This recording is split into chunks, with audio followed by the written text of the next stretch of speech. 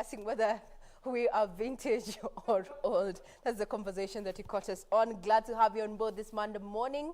Yes, we're looking sharp, and it is actually the last week, or rather the last day, if you like, of August 2020, being the 31st of August. We're glad that we have come this far with you, with us here. I'm Regina Manyara, glad to have you on board. This is Good Morning Kenya, and definitely on KBC Channel 1.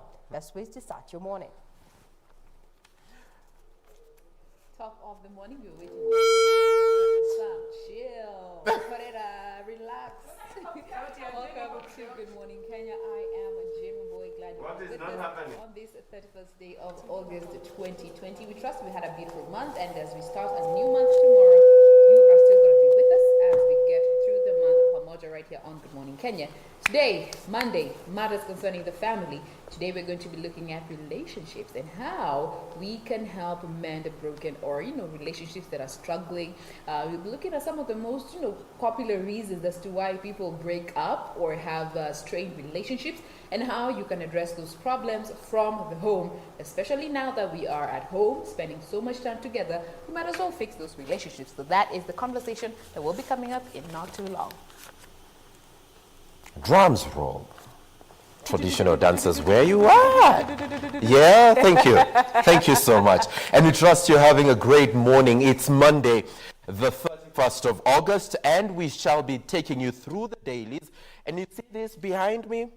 Only Doreen Arange can do it better than I can. So hatutaanza hapa leo. We're going to go to the dailies, then we shall be with Doreen in a short while. But welcome to the show. We will be kickstarting your morning. That conversation Jane is talking about relationships. I never got the memo to be a panelist. I have so much to say, but you know what? I hope my thoughts. In the meantime, I welcome you to the show. My name is Samuel Njoroge.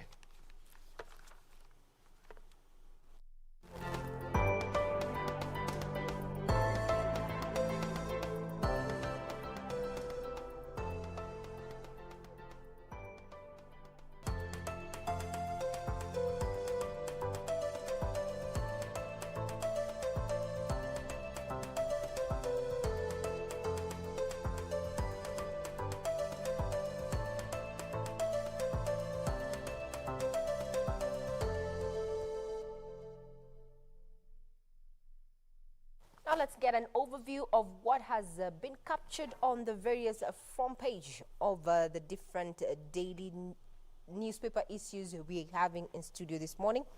I'm with a copy of the Standard. Front page, this is how it looks like. Matters of graft taking center stage there. Last week it was all about the Ngiritas and Obadas. Now we have Mutahi Kagwe, yeah? CS Health there. What went wrong? Trouble in Afya House. CS Kagwe took over the health ministry in early March and described as Kenya's unlikely coronavirus hero. 5 months on, he's grappling with reports of graft in a key agency under his docket, with President Uhuru Kenyatta directing immediate investigations. How it went down in a nutshell. CS Kagwe took over the health ministry with gusto, updating the country at every turn, imploring Kenyans and winning their goodwill. Now the explosion comes after the suspended KEMSA chief executive officer spilled the beans last week during a Senate meeting, blaming the CS and PS Mochache for exerting pressure. Details of this will be coming up in not too long. Remember, captured there and quoted is Health CS Cabinet Secretary there, Mutahi Kagwe, saying, "I personally brought the prices of these items down, and this is why they are fighting me. This is corruption fighting back and a political witch hunt at play. I remain focused." Do these words sound familiar to you every time we have political bigwigs on the limelight in as far as corruption and graft is concerned? This is corruption fighting back, and this is a political witch hunt. Sam Njoroge, who handles matters of politics, will be telling us if this is a familiar line that Kenyans have heard one too many times in as far as dealing and tackling with graft. Still focusing on matters of corruption, this is going to be a tough week for the Obadas as well as the Ngiritas. That's a story that has also been given prominence on the issue of the Standard this morning. Jane, hold it, it's my turn. And you know what? I'm not too sure, Regina, which one I've had more than the other. Is it what you've alluded to, corruption is fighting back, or I would rather die than resign? Because a similar story has been covered by the Star this morning. However, the headline drifts a bit to why Ruto is on a warpath with Uhuru. And critics say the DP is frustrated and angry after realizing that Kenyatta will not support him come 2022. Now, the issue about Mutahi Kagwe and what is happening at the Health Ministry has been captured at the top, and this story has been covered extensively on page 2 of the Star today. It's all about the cancer probe, and Parliament now summons Health CS Mutahi Kagwe and the principal secretary in that particular ministry, that is Susan Mochache. Now, to the right of this daily is a rather disturbing story. A brother doing something all too heinous to his brother. I'm talking about a disabled man here who got disabled courtesy of an accident, and instead of the family giving him the relevant support and help, they decided to cage him in a house for the last 5 years. He was rescued yesterday by police, and that story there of Emmanuel Turere of Narok County is covered by the Star on page 3.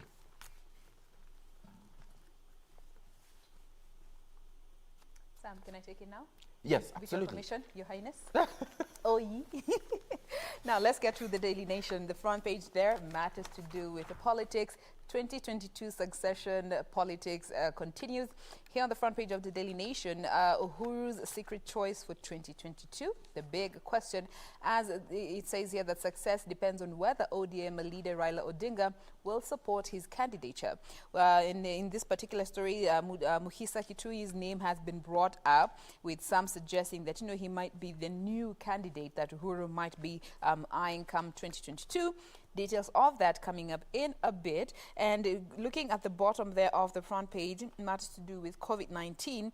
And this is in regards to the COVID-19 funds. Cash transfers to go as COVID goodies dry up. Details of that coming up in not too long. And of course, this will be giving us, a detailed breakdown on how the different counties spent their money that they were given to deal with COVID-19. Still on the front page of the Daily Nation, we have when you look to the left of the Daily there, it talks of how, when it comes to matters to do with the graft, police spare Jumo arrest as she reported to a police station to record a statement and returned home as a free woman, while other suspects spent their night in custody. Details of that coming up in a bit. And one final story here on the front page of the Daily Nation. Now MPs plot to kick out the gender rule. All that is coming up as we get started with this segment in the headlines. We start off with the details, and we start off with that particular story where now things are not looking so bright for Health Cabinet Secretary Mutahi Kagwe. Now graft claims take the shine of CS Kagwe's novelty.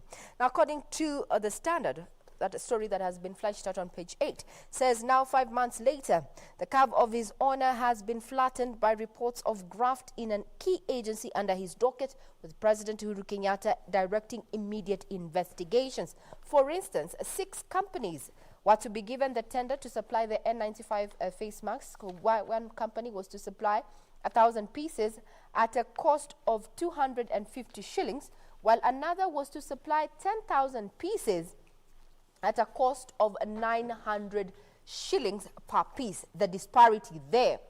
Now, and they were done for the same quantity.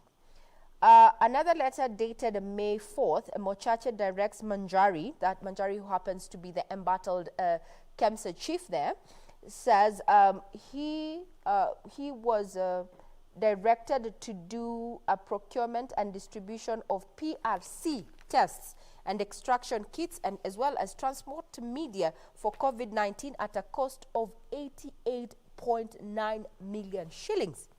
Later, on May 11th, Mochache instructs Manjari to procure Abbott real-time SARS-CoV-2 test kits at a cost of 365.9 million shillings. Just in a nutshell. Now, on Friday, Manjari blamed Kagwe, Mochache, and a member of the COVID-19 Emergency Response Board for pressurizing the agency. Yesterday, Kenya National Union of Nurses Secretary General Seth Panyako demanded Kagwe's sacking. Quoted there on the front page of the Standard is what Kagwe had to say in regard to his calls for his resignation. And I quote word for word. I personally brought the prices of these items down, and this is why they are fighting me. This is corruption fighting back, and a political witch hunt at play. I remain focused. Yours, Health Cabinet Secretary Mutahi Kagwe, in light of graft, his, participation, or rather his role in the current graft that is being recorded at Afya House, if you like, KEMSA.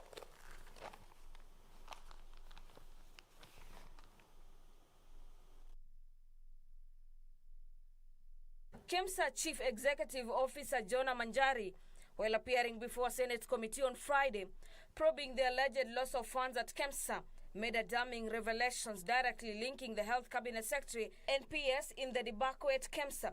Barely 48 hours after his revelations, stakeholders in the medical field are demanding that the duo steps aside to pave way for investigations into their perceived role in the scandal.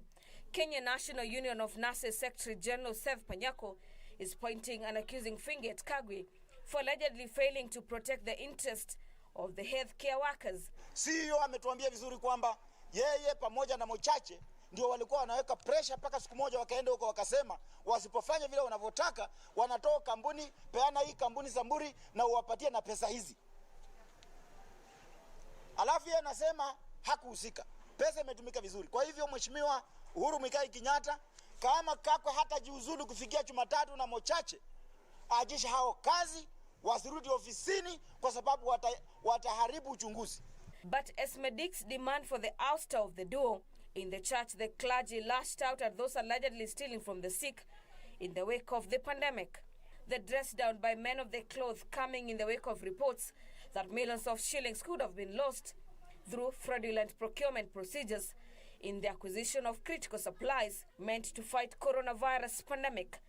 Nenye muliwaua na mtalipa maisha hayo binguni. If you stole the money, medical money, we see the COVID-19 money, people dying. Those people who have died, you killed them. You are a murderer. You are worse than those who kill with a bullet or a gun.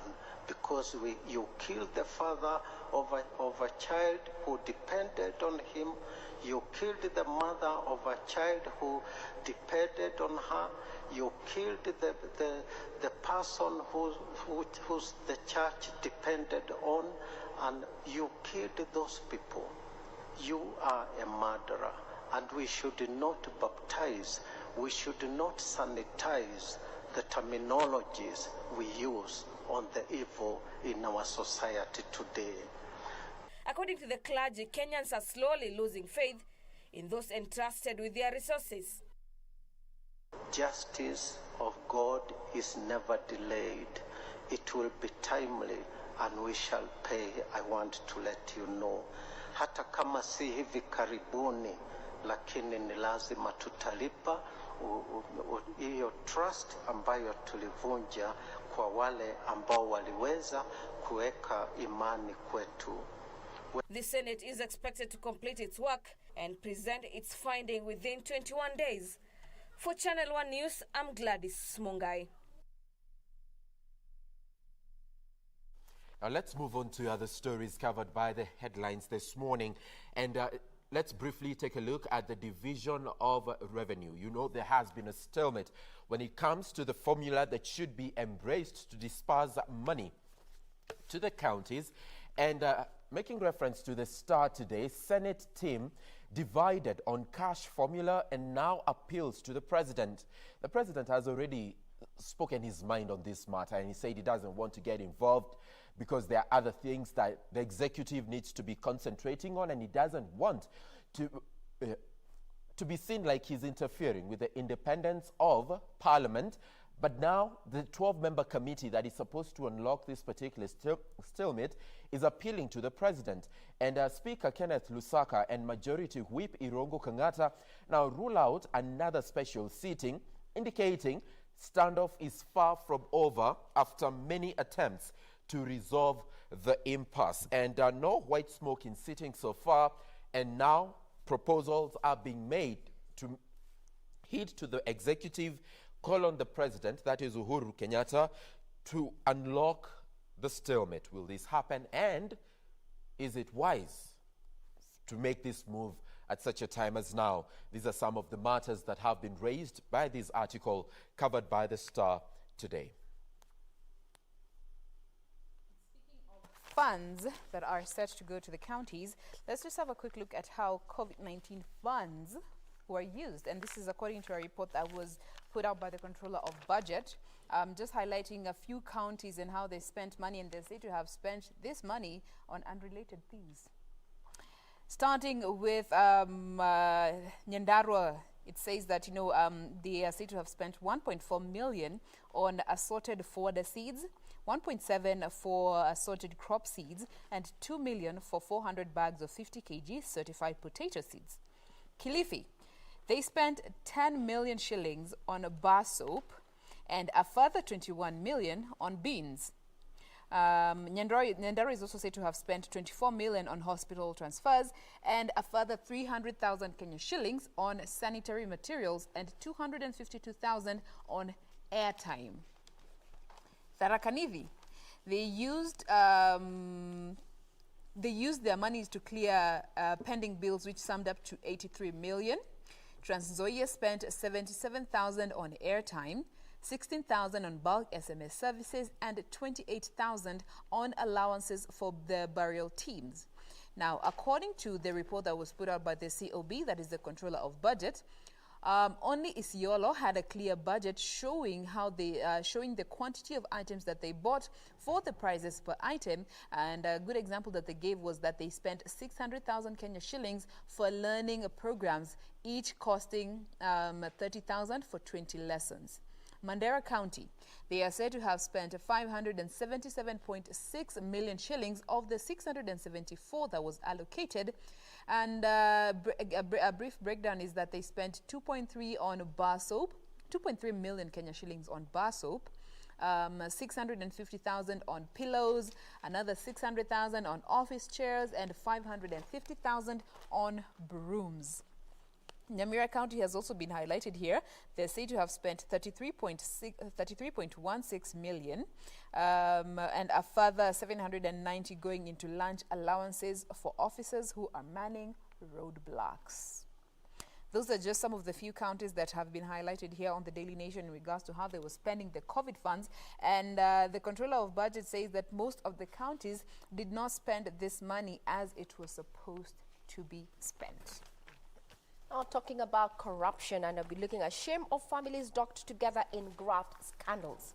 Page 4 of the Standard this morning. Top there is Babayao, a.k.a. Ferdinand Waitito there, alongside his wife. That is Kiambu Governor Ferdinand Waitito and his wife in the dock at the Milimani Court during a pre-trial conference on their corruption case filed early this year. This is an article that is saying that, Obado's graft case shines a spotlight on how corruption has shifted from boardrooms into the living rooms of influential individuals. It takes account of recent cases where family members are embroiled in graft and they have to appear at the docks as a family too. Now, NYS scandal suspects, that is Phyllis Ngirita and Anne Ngirita, with their lawyer there, Cliff Ombeta, the Milimani Law Court last year, as well as Anglo-leasing suspects Rashmi Kamani and his brother Deepak Kimani at Milimani Law Court 2019. This article indicates, or rather it sheds light to the shift from boardrooms into family-run businesses that are focused on corruption. Now corruption has become a family business. A man and his wife, a mother and her children, or brothers and sisters are now the new face of multi-million shillings corruption cases in Kenya. Quoted there is Justice Mombi Ngoge saying, perhaps there's a gift.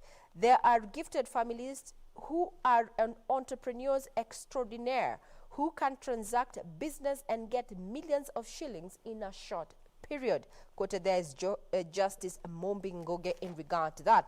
And still talking about matters of court is that now Jumwa says she's ready for court. Malindi MP, accused of embezzlement, did not appear in court and says she was not aware she was wanted.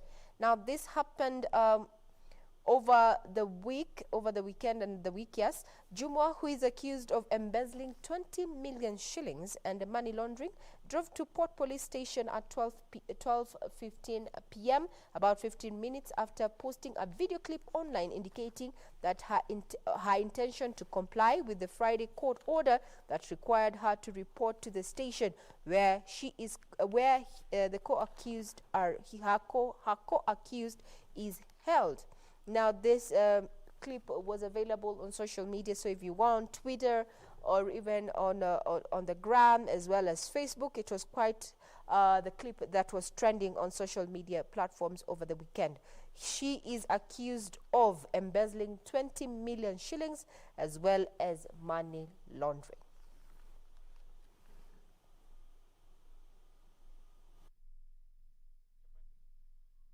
With the school calendar having been disrupted for the last 6 months, questions as to when the country's schools will reopen abound.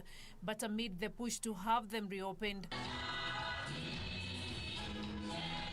Matungulu Member of Parliament Stephen Mule, who was speaking during a Sunday service at Katuanya AIC in Matungulu, called on the Education Ministry to remain cognizant of the need to protect school-going children and their teachers.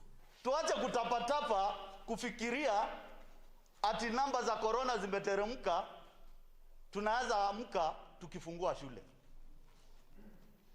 Profesa Magoha, lazima ukue makini kabisa kuhakikisha watoto wetu hawarudi shule wakakuwa wagonjwa. Kwa hivyo kama inji lazima tuangalie mikakati yote ya kufungua shule imewekwa sambamba, na wakati utapofika sisi kama Wakenya tutaamua watoto wafunguliwe shule. The calls coming as Busia woman representative Florence Mutua expressed concern over increased cases of defilement and rape across the country during the coronavirus pandemic. Mutua says the judiciary should expedite such cases to ensure victims of the atrocities get justice, even as she called on parents and guardians not to spare perpetrators of such atrocities, even when they are close family members. Because people are dying, people don't even have masks.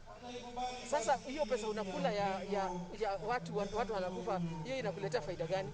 Huyu ni mtu alimelaaniwa. But we hope that the sheria will be taken. Hawa watu washikwe. Hata hizo accounts zao zikuwe frozen kwanza, kitambo wapelekwe kotini. Ndio hiyo pesa irudishwe kwa Wakenya. Meanwhile, Kuria West Member of Parliament Matthias Robi has questioned the number of COVID-19 positive cases in the country, arguing that the figures do not add up. The legislator has called on the government to come out clean on the number of infections. Na namba tumesikia inaenda chini. Kwa hivyo nataka kuambia hata rais afungulie wananchi wafanye kazi zao. Kwa sababu watu wanakufa kwa manyumba. Kuna maskini, kuna yule mtu hata hawezi pata shilingi 100 ya Kenya. Beatrice Getonyingetich, Channel 1 News.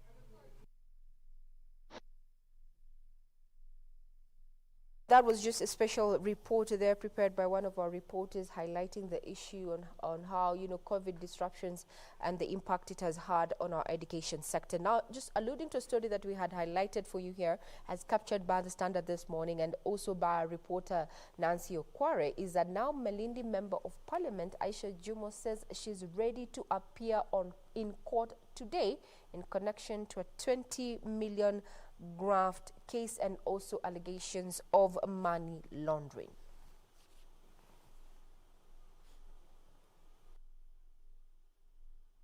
Aisha Jumwa presented herself at the Port Police Station after Mombasa court ordered her to do so before Monday. The legislator denying allegations that she was hiding after she failed to present herself to court on Friday alongside her 6 co-accused. Mimi sidhani kama kuna mtu amenitafuta because simu yangu ilikuwa iko wazi. Nilikuwa Nairobi, sijakuwa Tanzania wala Uganda. Nimekuwa Kenya Nimekuja hapa jana usiku, kwa hivyo siyasikia habari za kwamba mimi natafutwa. Kila nimesikia kwa jaji alisema mimi niwe kotini siku ya Jumatatu. Kuogopa kushikwa? As in, kwa nini niogope kushikwa? Kama nimefanya kosa nahitaji kushikwa, mimi ni Mkenya kama kawaida. Sheria inalinda kila mmoja, na sheria lazima ni msumeno, inakata kwa waheshimiwa, kwa wale ambao si waheshimiwa. Sisi wote ni Wakenya. Jumwa, who said that she was in Nairobi when the order was issued, now says she's ready to present herself in court on Monday alongside her lawyers. Kule hakukuwa na story, tulikuwa tunajitayarisha na mambo ya kesho, kwa sababu kila mtu anajua kwamba mimi kesho ama koti ilitoa directives za kwamba kesho nitokelezee kotini. Kwa hivyo tulikuwa tumekuja kupanga, taratibu zote zimefuatwa. We are ready for tomorrow.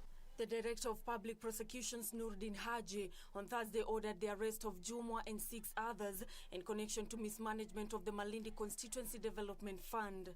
On Friday, 6 co-accused persons in Jumwa's case, that is Wachu Abdallah, Kennedy Onyango, Bernard Kai, Sophia Charo, Margaret Kalume and Robert Wanje, were arraigned before Mombasa Chief Magistrate Edna Nyaloti, where they were charged with 13 offences, including forgery, fraud in procurement and money laundering. They denied all the charges leveled against them and were each released on a 10 million shillings bond with surety of a similar amount or an alternative cash bail of 5 million shillings. Nancy Okware, Channel 1 News.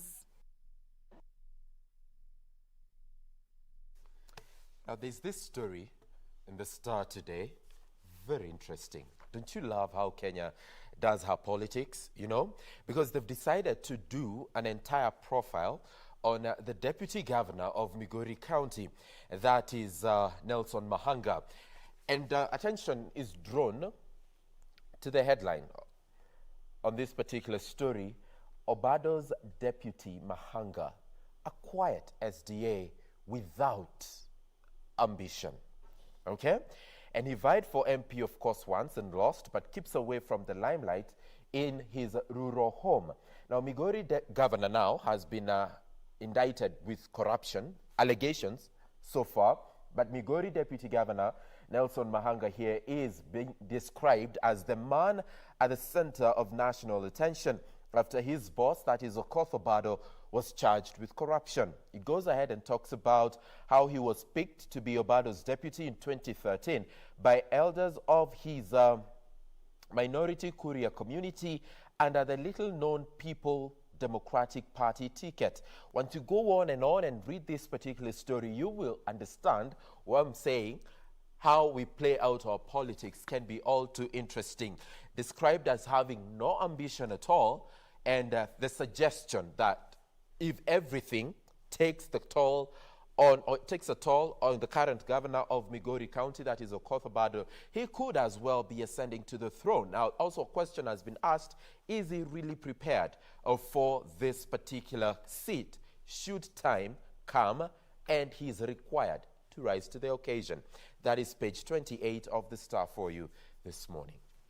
Can you say that is grooming, Sam? I don't know if we are rightly put, we say that is grooming. Tuiite marination. No, inaweza kuwa ni kugroom, inaweza kuwa ni kumarinate, but the choice of, you know, how Obado's deputy Mahanga, a quiet SDA with no ambition.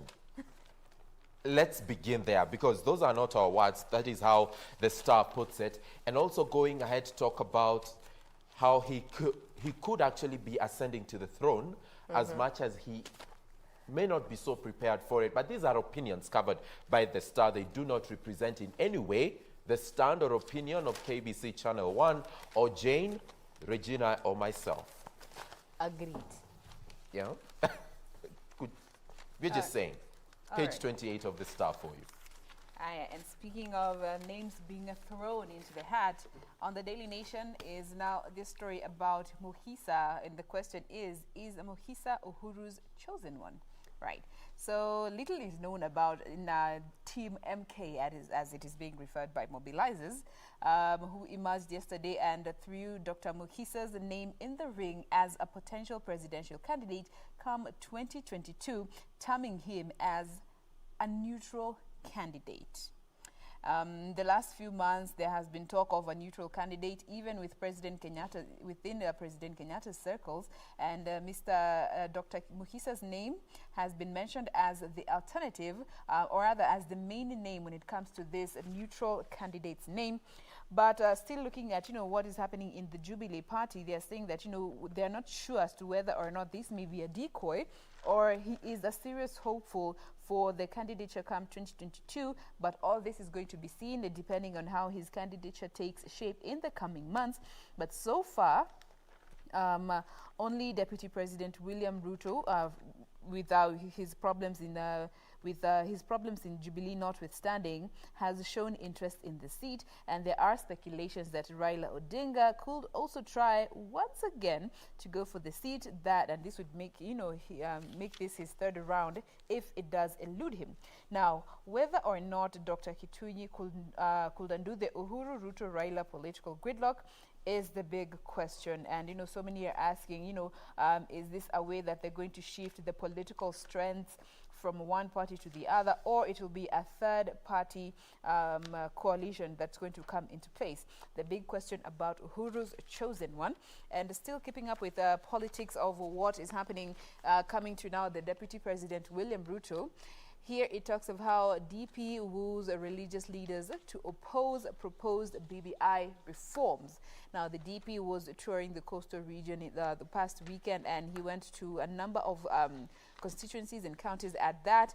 And but he only made a public appearance in Nyali, at Kongoya, where he was now talking to the villagers and the everyone who was attending his rallies. But previous to this public appearance, he was only meeting with in private with religious leaders and women leaders, and he was urging the two groups to push for the full implementation of the constitution rather than making changes to suit a few individuals. Now, he was quoted saying, religious leaders must endeavor to partner and work with the government, and it's all its representatives between communities and the leaders by offering guidance. And you should not offer guidance to facilitate dialogue and influence the thinking that will push for further transformation of the country to gain an individual. End of quote. That is what he was saying when he was speaking to religious leaders at Tudo Pastor Center in Mombasa. That is what is happening on matters to do with politics and the 2022 succession campaigns. Now, away from matters of politics, we take a short break, but when we return, we're going to be talking about sports, why Arsenal fans have been making so much noise on social media. We'll be keeping you abreast on that in not too long. Short break coming right up.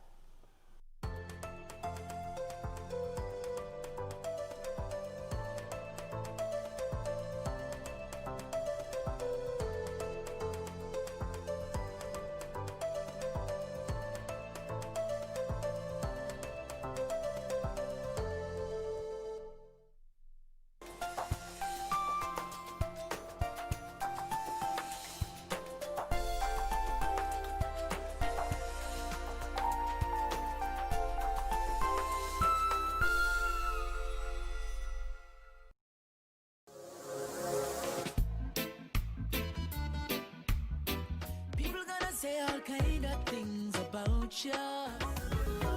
With them on, just shake up. Need to mush you and done to mush you.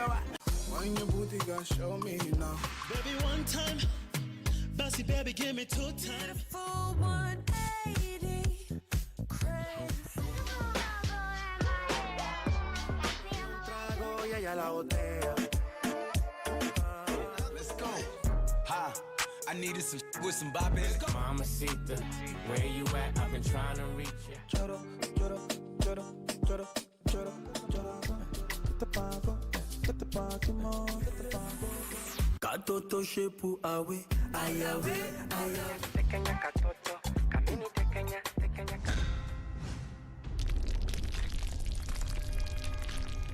Tonight on KBC Channel 1.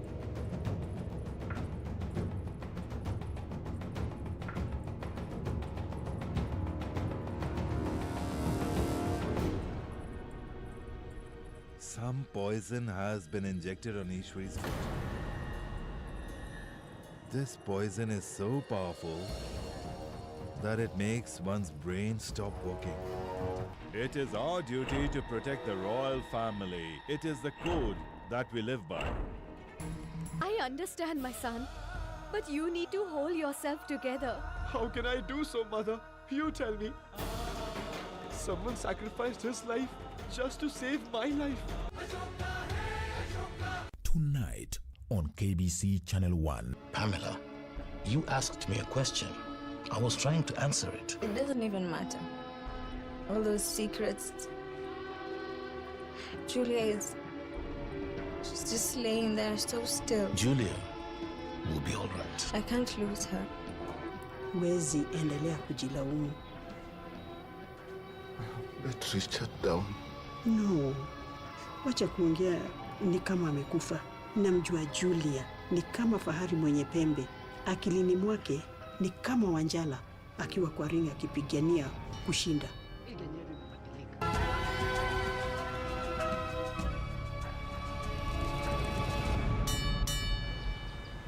Tonight on KBC Channel 1. Oh, it feels so unbearable. I feel like fainting. Come, let me help you sit down and we'll call a doctor right now. Oh no. Am I really that sick now? I can't believe I'm hearing you talk. Good morning. Good morning. He's a teacher? He's really handsome. Thank you, Professor. Good luck.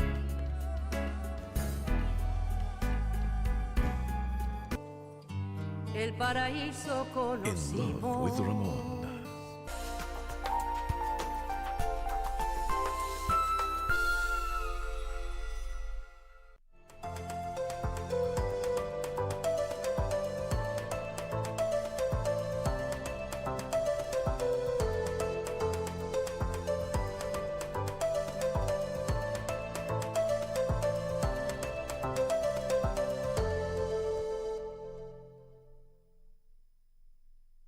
For staying with us. We continue with In the Headlines. If you are just joining us, this is Good Morning Kenya, and we are having a quick look at what is happening on the dailies this morning. And right now we want to move on to the county news and look at what is happening in the counties. And let's start with Nandi County, where, you know, the national government has been urged to deploy trained employees because machines are lying idle because there is a shortage of trained staff. Now, equipments that are said to be worth millions are laying unused in public hospitals amid the staff exodus and a shortage of trained personnel to use this specific equipment. And they're said to have cost millions of shillings to acquire them. But looking at the situation in the North Rift region, due to acute shortage of specialists to operate them, they are not being put to good use. And the situation actually got worse with nurses going on strike, with medics going on strike. Now, the shortage also is being attributed to the exodus by specialists from the private sector due to better pay, and administrators have urged the national government to train experts to enhance the provision of quality healthcare in public institutions. Looking at Uasin Gishu, Nandi and West Pokot, they're said to be among the counties that are worst hit by a serious shortage of orthopedic surgeons, gynecologists, physicians and endoscopists, as well as radiologists. And at the Nandi Hills Sub-County Hospital, an endoscopy machine that was acquired at 6.5 million Kenya shillings, a C-arm machine for orthopedic surgery and fractures, trauma and maternity theaters are some of the units that are in dire need of specialists.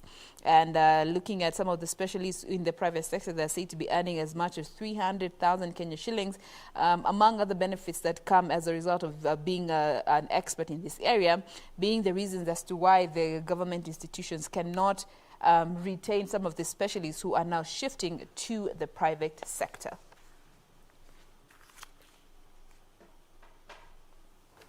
We'll be getting to your feedback in just a short while, rather. But let's see how the Star has covered the counties today. And I've chosen the Nyanza region, particularly because of two stories. One is that eucalyptus farmers ask for alternatives. And this is coming from Kisii Governor, that is James Ongwae, who now says that they would like an alternative to the eucalyptus. He has said that the blue gum trees must be removed from riverbanks. We all know the kind of effect that the eucalyptus trees have on the environment over time. And he has formed a committee, and this committee is supposed to look, it's working together with the Kenya Forest Services, and it's supposed to look at ways and means through which options can be, developed to handle the whole eucalyptus menace, especially in Kisii area. Another story still on the same page from Nyanza. Nyando Sub-County is to be gazetted as a hardship area, and Devolution Cabinet Secretary says the residents have suffered for years, and now time has come for Nyando Sub-County to be gazetted as a hardship area. And just to take a quote here is that we are aware of the challenges experienced by the people of this area because of flooding. Now, many people have been displaced because of rising water in Lake Victoria, and courtesy of this suffering over time, the CS now has said that Nyando constituency, Nyando Sub-County, will be declared as a hardship area. Appreciate everyone who has woken up this morning to keep us company on Good Morning Kenya here. As Sam alluded to, yes, the feedback that we're getting, thank you very much for keeping us company. Lois Sauti, who is in Gong, says, yes, the show is giving me the energy to keep up with the work. Yes, time for healthy living and healthy lifestyles in the wake of COVID-19. Now, our reporter, Jacqueline Wambiro, prepared a report on stories highlighting stories that have made headlines in the counties, and this is a following report.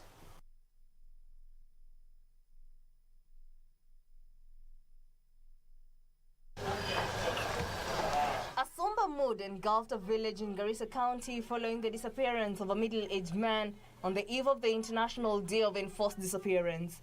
Irshad Adhan Abdullahi was allegedly abducted on Saturday at 4 p.m. while on his way to Sambir, Fafi sub-county, where he picks milk for sale in Garissa County. According to his brother Siate Jir, who was with him during the abduction, 3 men who were in a Toyota Probox registration number KAT002Q abruptly stopped them and immediately tied his brother and bundled him into the vehicle. Nilipopeleka police station hiyo gari registration number, wamesema hiyo gari hayuko, hiyo number ni fake. Tumeshindwa, serikali gani anachukua gari namba fake? Sijui. Sasa sisi kama ni watu wa Kenyans, tunataka ndugu yangu irudi shule, hata kama wameua warudishe, walete meti yao.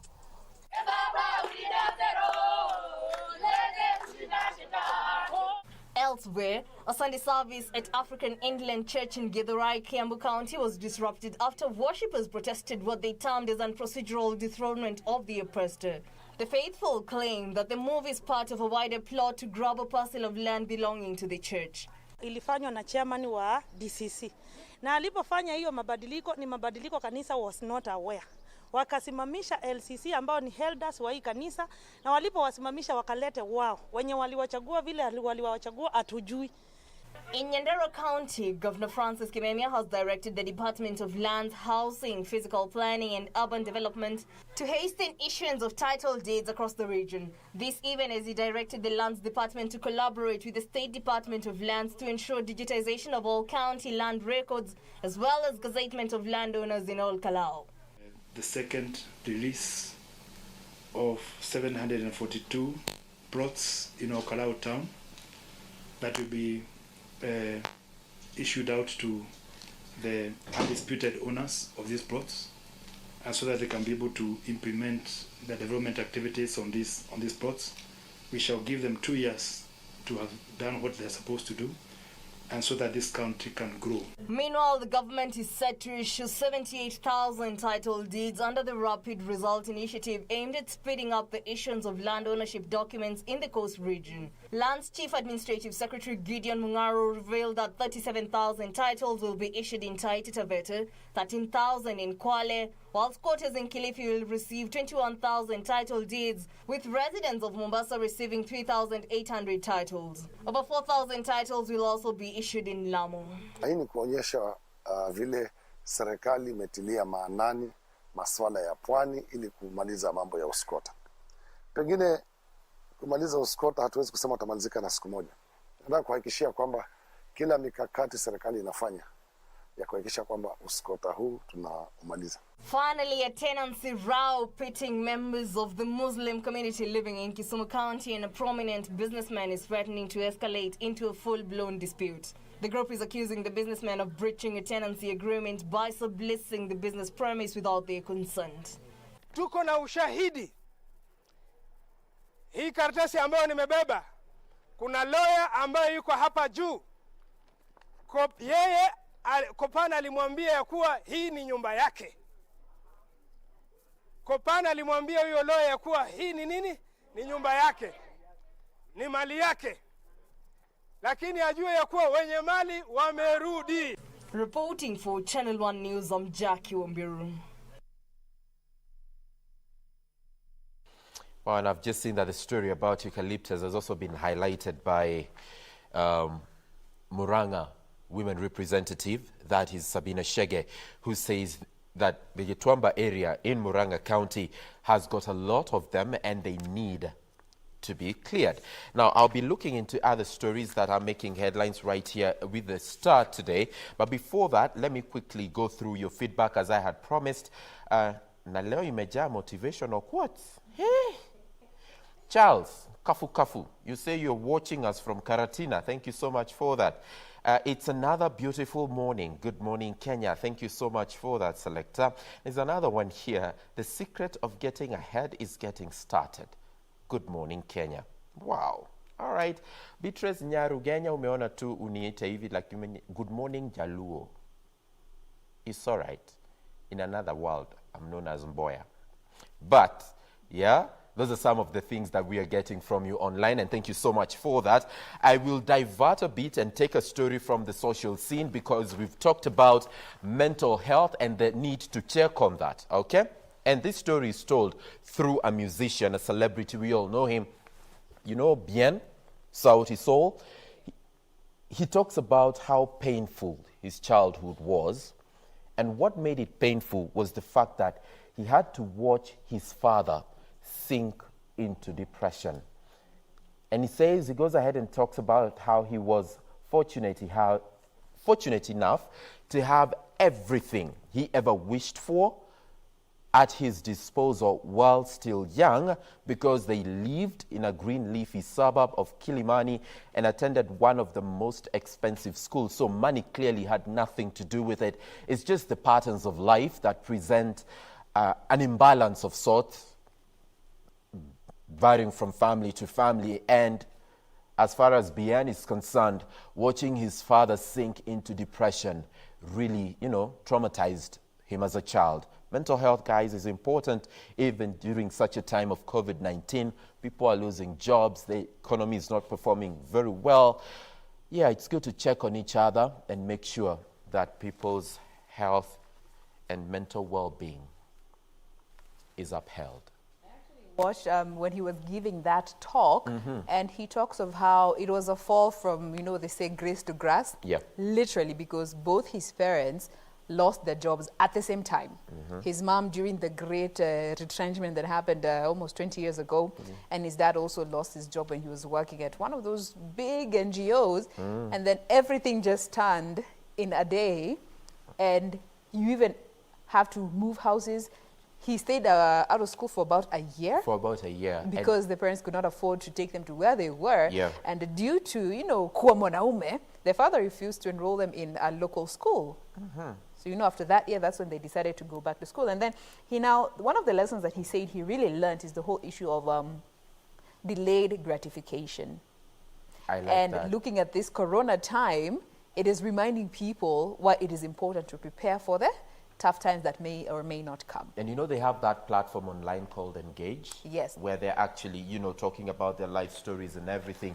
And you mentioned how they had to move from Kilimani to this area. It's called Kamura.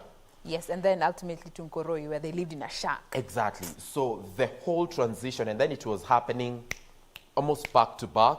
And then the father at one point refused to accept that reality for the family. And that is what made him sink into depression. And how he has how that has taught him to appreciate the things he has in life. I mean, when you go through a jump cut in life, because it happens, I'm talking from experience, guys. Jump cut, eh? When you go through a jump cut, yeah, you need the balance. And for him, yeah, he found the balance, and years down the line, look at the product that has created, okay? But he still hates Githeri. All right, let's now move on to some world news before we get to the much anticipated sports news.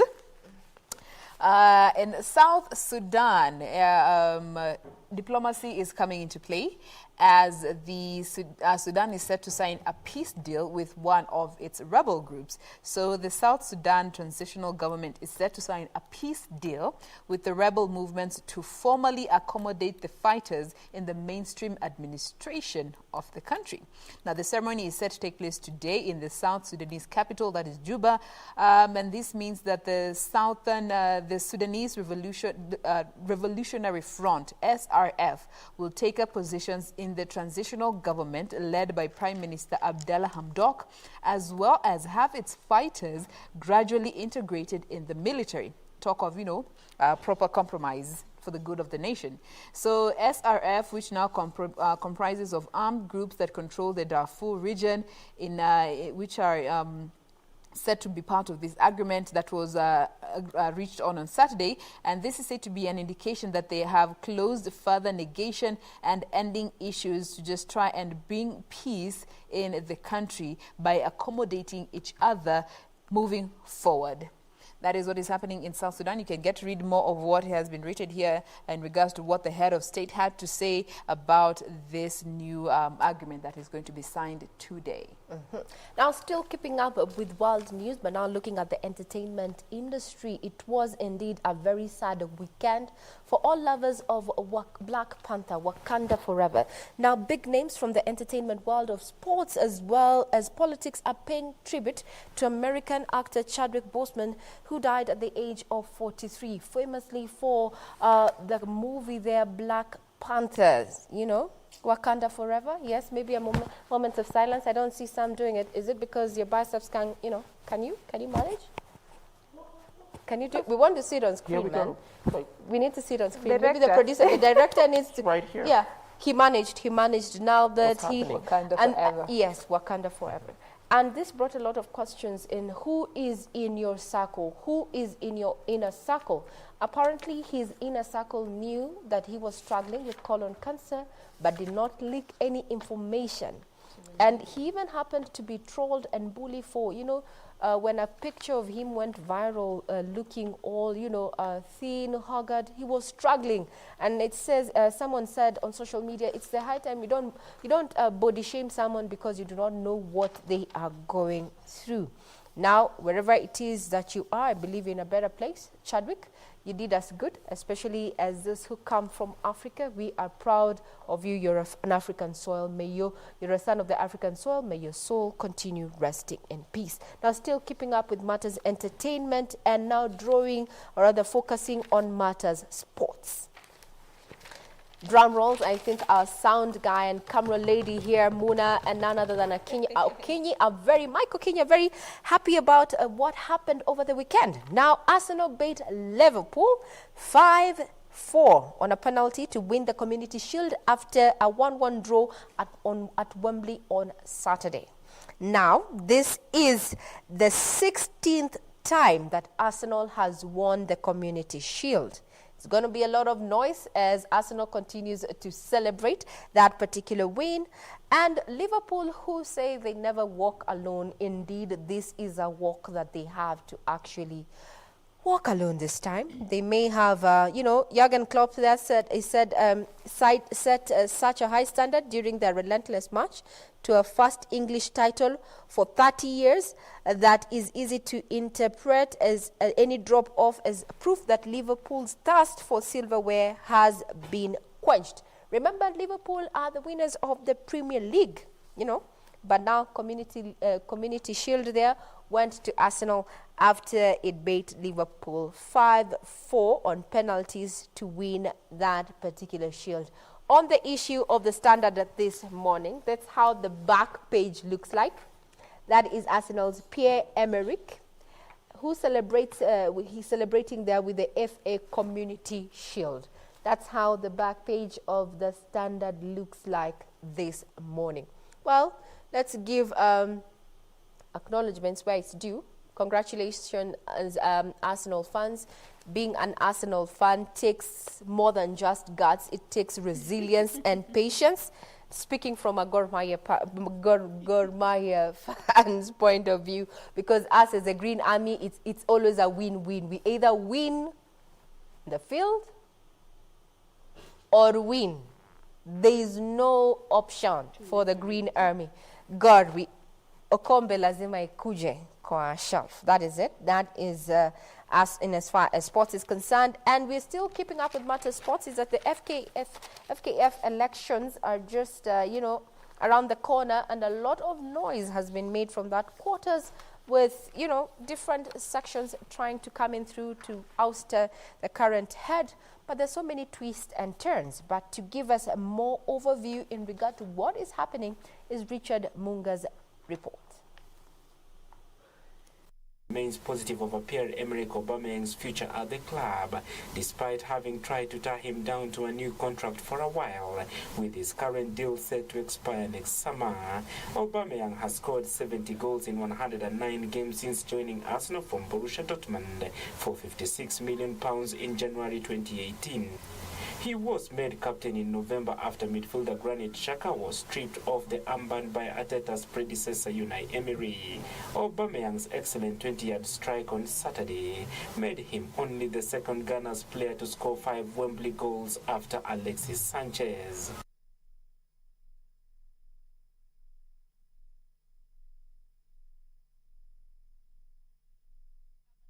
Happened over the weekend, that game between Liverpool and Arsenal there, where Arsenal beat Liverpool 5-4. Now back to the local sporting arena. We're talking about the FKF elections, and our reporter Richard Munga prepared that particular report. Verification of aspirants seeking election at the county level, as well as the publishing of the final list of delegates eligible to vote in the upcoming FKF elections. The Electoral Board will receive nomination papers from candidates seeking to be elected to the National Executive Committee. Presidential aspirants are also expected to present their documents ahead of the 19th October elections. Former Federation boss Sam Nyamoya, Nicholas Musonye and Herbert Mochiro are among the candidates hopeful of unseating incumbent Nick Mwendwa come October, with the latter seeking a second 4-year term. The previous two exercises were nullified by the Sports Disputes Tribunal (SDT) in December and in March this year, with SDT Chairman John Ohaga ruling that the rules of engagement were flouted in both occasions. However, the FKF Electoral Court, which had been the contentious issue, will remain in force.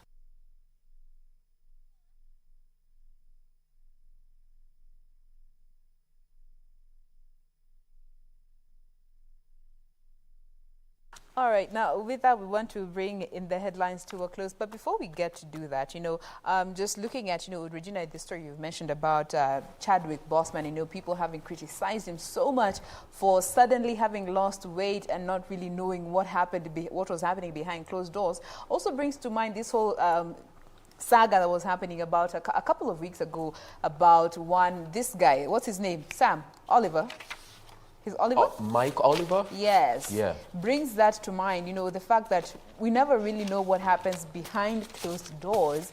And when they're brought out in public, we judge people without really understanding the situation.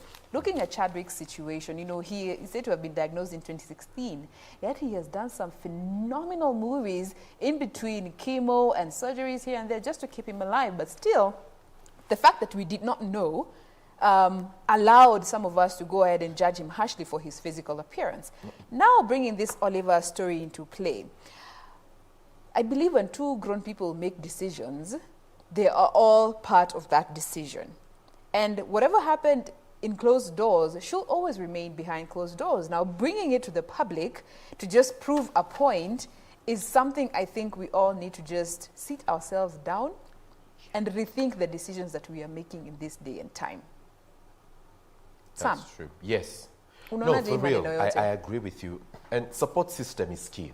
It is key. You would rather have one person who has your back than have a million who literally do not have your back. I mean, when you look at Bosman's story, I tie it in with the late Bob Collymore. May he continue resting in peace. Yes. He too had a circle, a very tight, intimate circle that knew what he was going through and supported him all the way. Sasa utapata some people, how do I put this on national television in the morning? TV friendly? TV friendly. You know, it's not right when people judge others out there because you never know what that person is going through, and you may need to wear the shoe to understand what exactly, you know, if you want to comment on my life, you're welcome. Come walk with me and figure it out together. And I feel at that point I need to sanitize because... As you sanitize, we take a short break. Yeah. Just remember, never let a monkey make a monkey out of you. I'm Regina Manyara. We take a short break, but KBC Channel 1 is still here with Good Morning Kenya.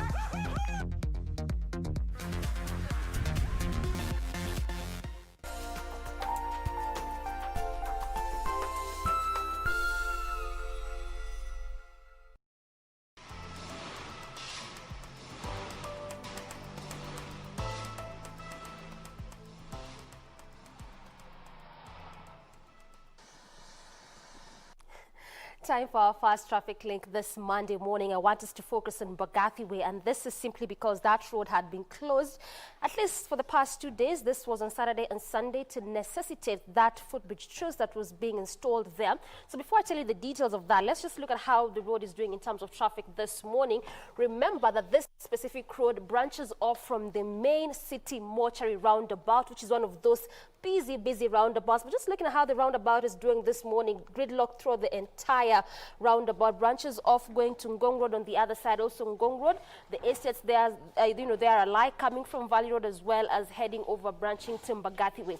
Now, look at how this road is doing in terms of traffic this morning. Gridlock and throughout the entire road. In fact, just from the roundabout all the way through Mbagathi Way before you get to T-Mall as you head over to Langata Road. So again, what this means is that if you're coming from Langata Road and you want to use this route as an alternative route, it doesn't really look that good.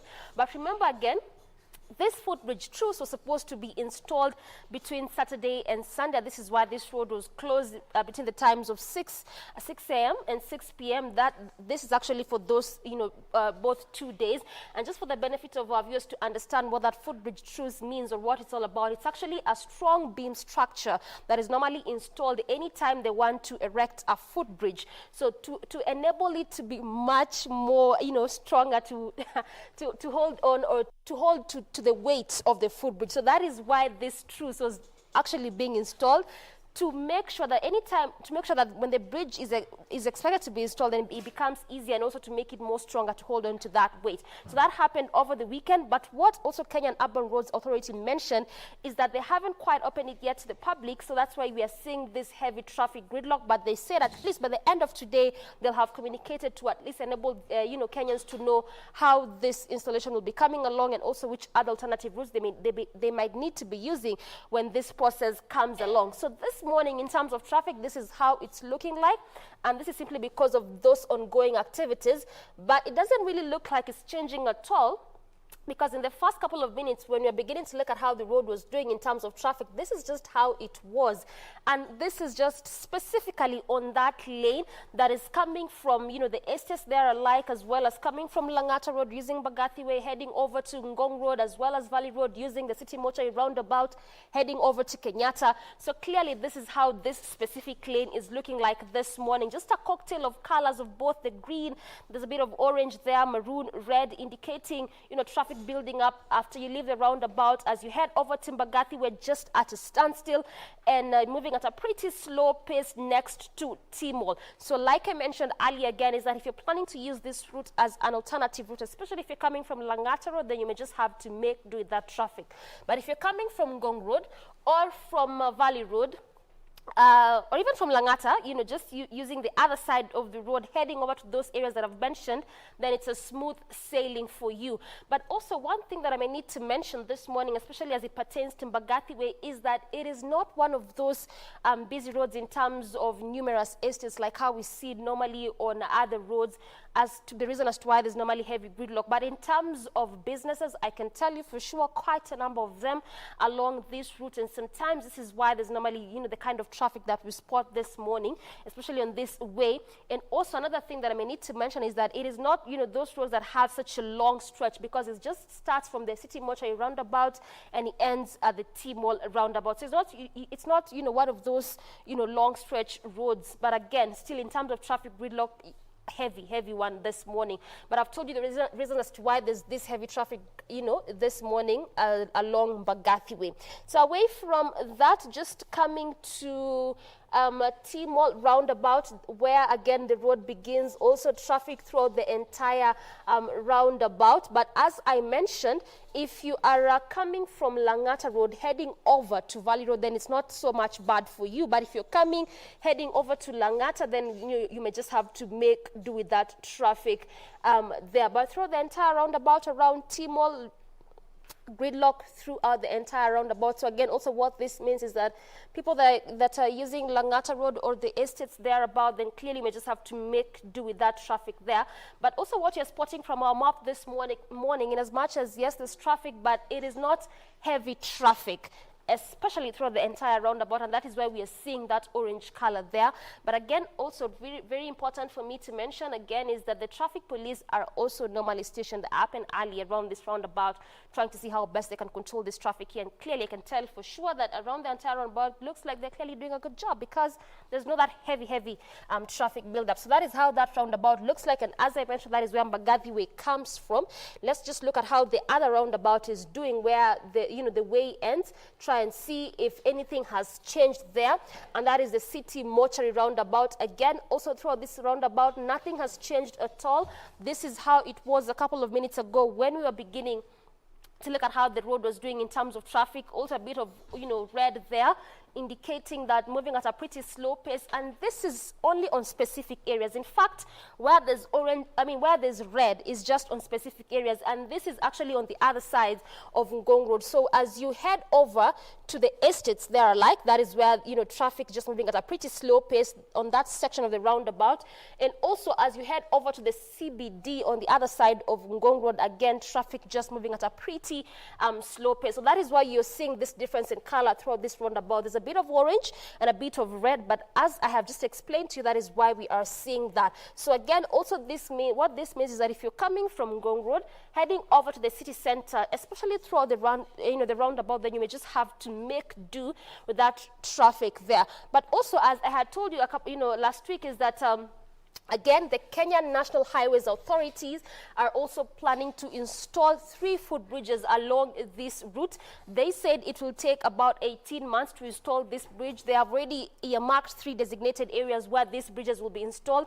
But again, also, as this project commences, we'll be keeping tabs with that to just show you how it's coming along and how it's affecting or impacting traffic, especially on this specific route, given the fact that this road is still under reconstruction, especially on that 3rd phase to make it a dual carriage road. So again, clearly quite a number of activities, especially along Ngong Road. So as when that project actually begins, we'll be, as I had mentioned, we'll be keeping tabs with that to see how that is coming along and how that is affecting or impacting traffic on this specific route. But away from that, just coming to Valley Road again doesn't really look that bad. So also what this means is that if you're coming from Bagathi Way, just past that gridlock there, using the City Mortuary roundabout, heading over to Valley Road, you know, over to Nairobi Hospital and all these areas there are like, then really a smooth sailing for you.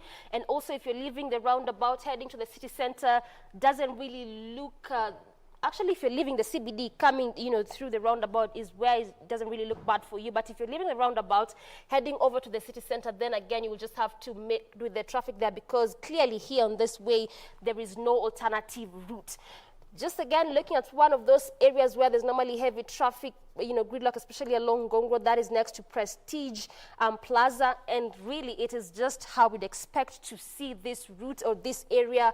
This is around Prestige Plaza, and traffic just along, or better still, on the lane that is coming to the city center. In fact, throughout that entire lane, as you head over to the CBD, traffic just at a standstill, and in some parts moving at a pretty slow pace. And again, also what this means is that if you're coming from these areas, you'll have to make do the traffic there, because then again, there's no alternative route. But past that, moving at a pretty fast pace in some specific areas where just traffic is being witnessed, but even in areas where it's being witnessed, is clearly, you know, a manageable kind of traffic there. So that is how the road is looking like this morning. Our focus being specifically on Bagathi Way, and this is just because of that bridge that was expected to be installed over the weekend. So that is how the road is doing this morning in terms of traffic.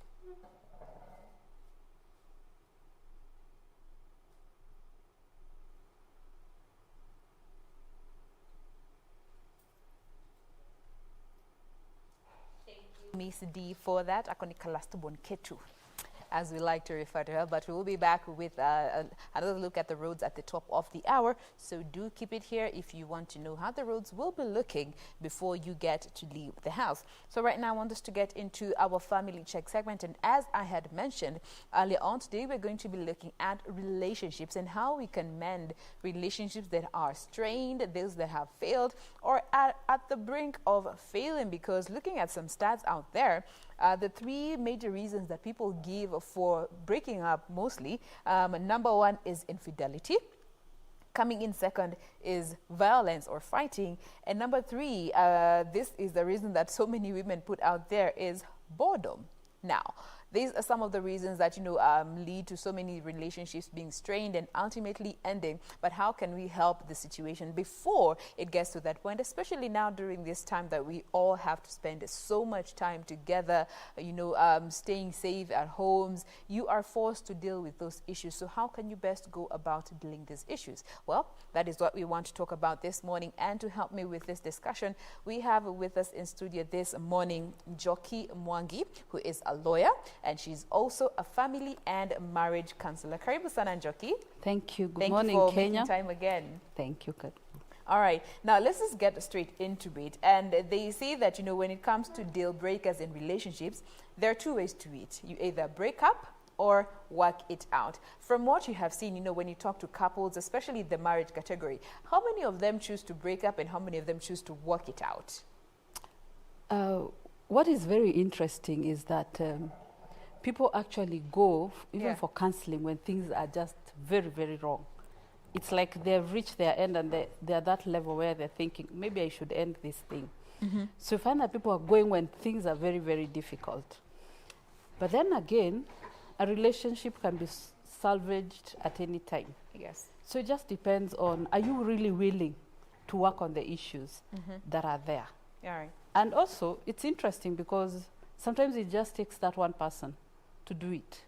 You don't have to go to at least one person, you'll make a milestone. But if you go two of you, then you can go a longer journey. All right. Yeah. Now, looking at couples who, you know, they are at that brink, they've got into with a situation, they're like me, by the way, I'm walking out. And some of those reasons include violence. When the violence is the center of, you know, the reason as to why they want to break up, how do you as a counselor go about, you know, helping them handle this situation, especially for those who want to work it out?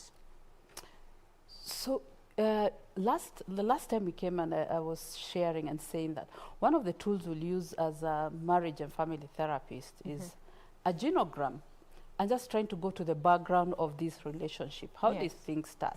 How is this relationship been working? And so being able to look at that, violence didn't just start in one day. How did things build up? How did things come to where we are now? And you look at it and realize that there could have been a form of breakdown of communication at some point. And if that's what needs to be worked out, then how do we work about it?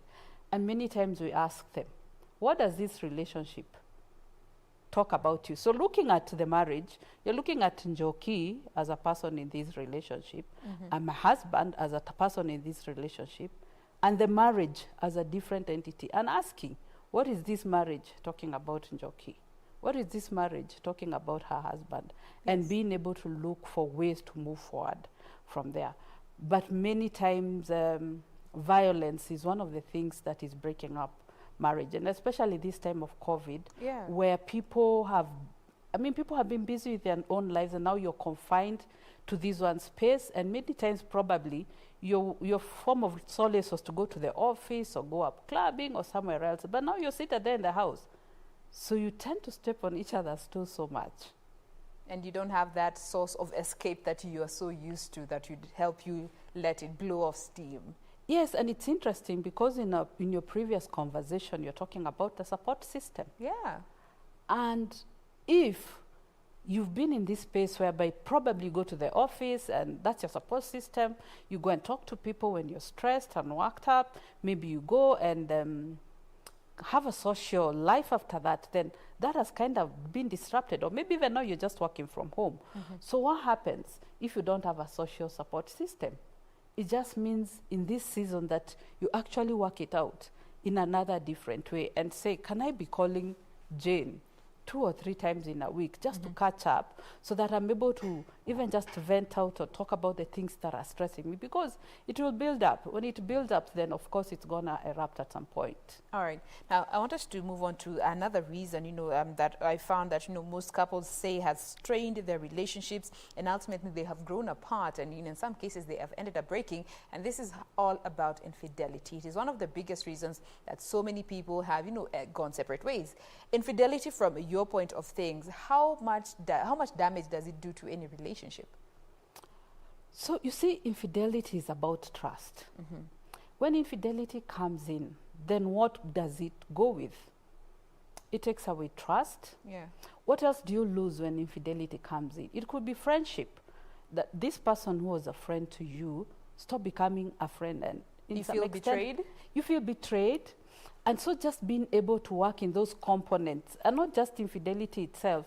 What has infidelity also brought? What have I lost in this relationship? And just trying to work on them bit by bit.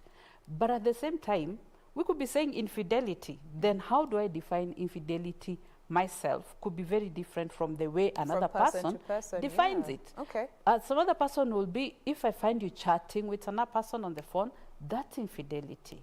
Other people will be physical, sexual, whatever it is. So how is that? How does it affect you? Others will feel, actually didn't do anything, I just flirted. And that one will say, there's infidelity. It could also be emotional infidelity. So just being able to identify how this person feels betrayed and how they've lost trust in this relationship, and trying to work it up again.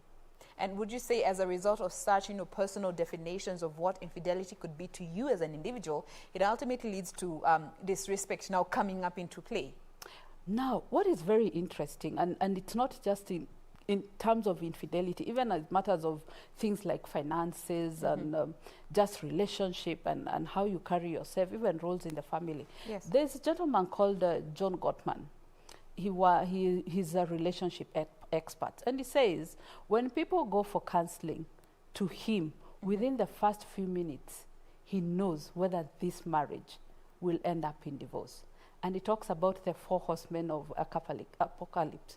And he says the first one is criticisms, then there's contempt, there's defensive,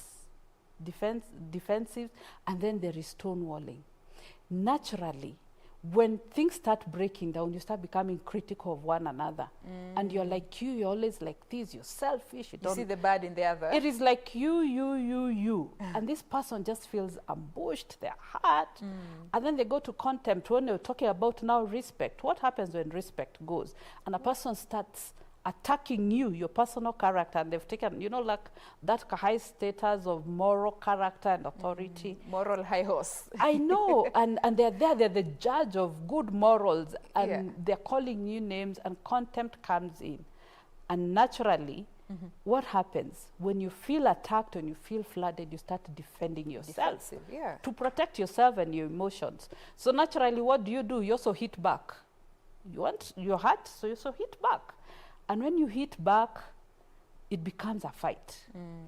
And then at some point when you feel so flooded and injured and everything, you start shutting down. You just build a wall, you don't want anything. And at that point, things just go south. You're not talking, you've given somebody your back, they talk.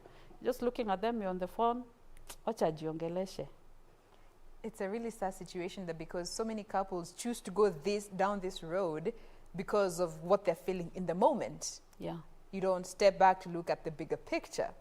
Now, this brings in this whole another aspect that, might not be as a big problem, but, so many people fail to talk about it, and this is about long-term potential. You find so many people grow apart because one partner sees the other person does not have long-term potential. Is this something that you have encountered in your practice? In fact, I think you've put it so correctly. Because in any relationship, and we were discussing with a colleague of mine, my partner, I've told you about her, Sylvia, and we're saying in any relationship, there are problems. Yes. The difference is how you'll solve problems. You could be having the same problems, but how I solve the problems in my marriage and the way you solve yours in your relationship is different, and the results will be different. So there will always be solvable problems, and those ones that we call perpetual problems. So solvable problems are those ones that will have a solution. Maybe you're talking about house chores. How are we going to do house chores in this house? How are we going to take care of our children? How are we going to deal with our in-laws? But you see, for me, it may look like it's just something, let's discuss, and it goes. For other people, it becomes such an anthill that becomes difficult. But then there are those perpetual ones that are just ongoing. You never seem to resolve them. They go on and on and on. And generally, it's because of our different personalities. Yeah. And also gender. Maybe the way we see things, the way I will interpret things from my side, even up to my growing up, my childhood. Probably there's a way we did things. And now that is what I bring into this relationship. And you bring in things and becomes over and over again. And chances are that they'll never change. And interestingly, Jane, that is 69%. Whoa. And it just means you have to figure a way of living with them. They might never go away. So I think for couples and people to understand in relationships, there are those things that we have fought about for 4 years, 5 years. Chances are that 69% of them will not change. So how are we going to live with them and say, okay, this is us, so can we just have a good time about it and let it not break our relationship? Yeah. Trying to see if you can be able to deal with these issues in the long run, or just get over and done with them right now. Or if you can't do that, decide to go your separate ways. Yes, and it's quite difficult because nobody goes into marriage or a relationship expecting to come out. Yeah. Everybody wants to get the best out of it. So it's not as easy as it is. And by the time most people are making those decisions, it has come from a very hurtful place, a place of, bitterness and just being unable to deal with issues. But also in practice, we realize that people who have gone for, let's say, premarital counseling have higher chances of being able to manage their relationships. Yeah. All right. Let's now talk about jealousy. They usually say that if your partner is a bit jealous, it's good for you. But is jealousy really good? So jealousy. No, is jealousy good or bad? Yeah. And where do you draw the line? Where do you draw the line? There's that jealousy of being, is it protective? Yeah. I don't know if it's jealousy, but then there's that jealousy of trying to put you down. And that is why I'm talking about, is it at that level of being acting in contempt, that you're trying to bring the other person down? You're intentionally hurting the you're other person. You're intentionally bringing them down, intentionally hurting them. By making so them what jealous. happens, in fact, what you're doing, you're actually destroying that relationship. Because if your partner is not happy, then they'll not find any satisfaction in this relationship. So in any way, it's actually, you're the loser. You're the one who's losing it, because it won't work for you. Okay. But it is happening. And maybe it's because people don't even know there are priorities. People don't know their space. What am I bringing in? So you find that you're comparing yourself more with the other person than just coming you as a whole person. All right. Now, another interesting reason that I came across, and this was mostly from women, is that boredom is now becoming an issue as to why people grow apart in relationships, because there's just a routine. Everything is done the same. There's no new thing that you get to do as a couple. There's nothing exciting anymore. Would you say this is reason enough as to why people grow apart in romantic relationships, especially, and looking at the millennials? There is a very high possibility, because when you start dating, then there is this thing that attracted you to this person. What are these things that you used to do together? There's put your best foot forward. There's something called a love map. Yeah. And in counseling, we help people take that, and we take them back to, what did you used to do?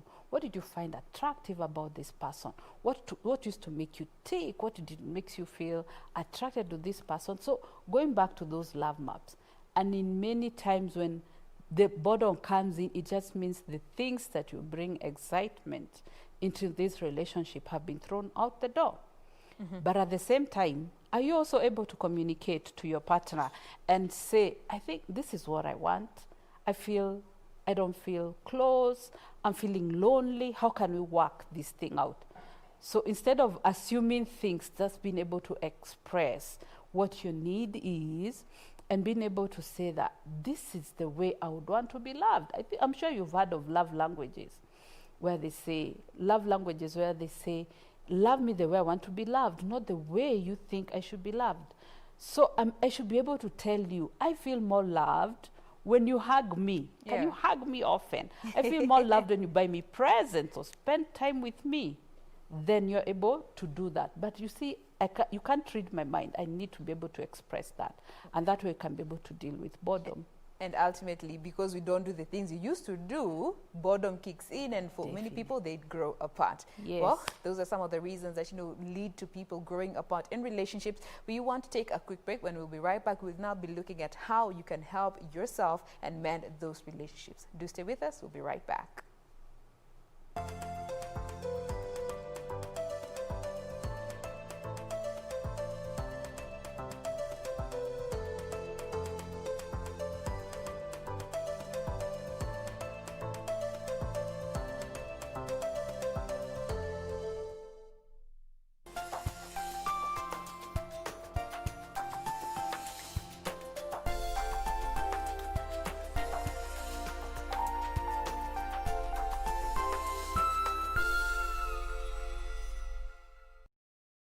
Tonight on KBC Channel 1.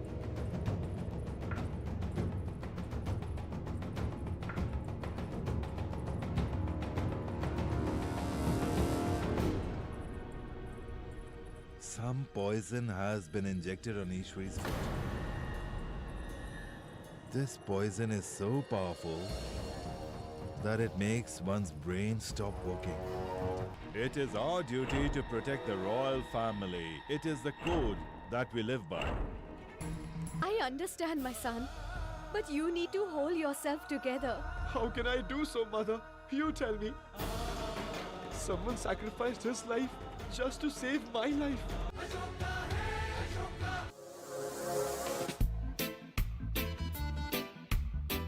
People gonna say all kind of things about you. Wake them up. Just shake up. Need to mush you and done to mush you. When your booty got show me now. Baby, one time. Bossy baby, give me 2 times. Full 180. Crazy.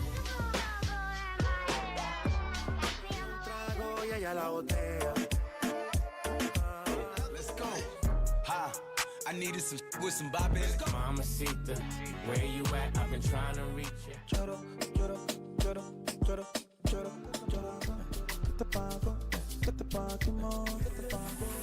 Katoto shepu awe, ayawe, ayawe.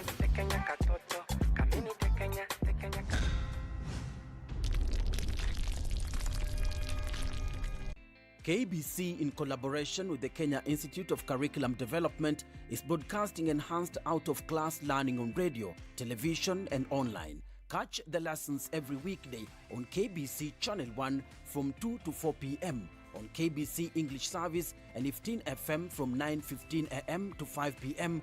and Radio Taifa from 10 a.m. to 11 a.m.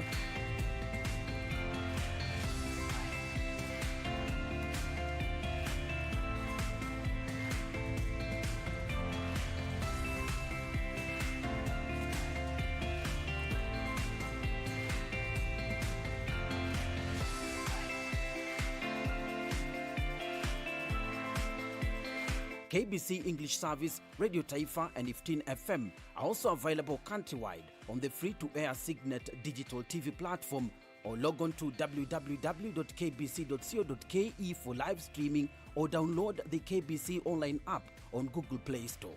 Kenya Broadcasting Corporation, ensuring learning no matter what.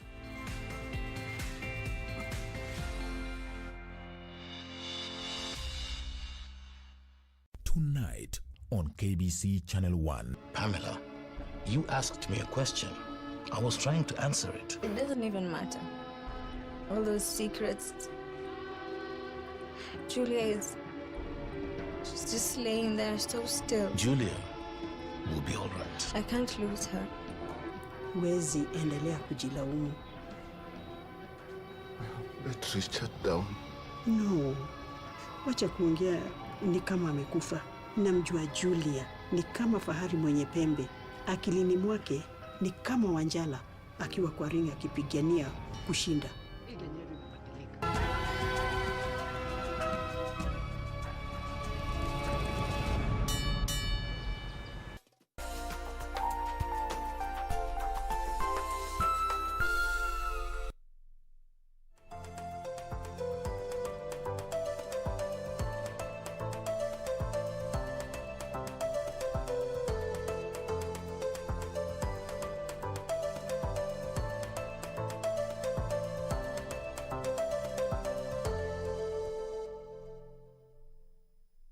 Thank you so much for staying with us. We do appreciate you for engaging with us via our Twitter platform. The hashtag is still Good Morning Kenya.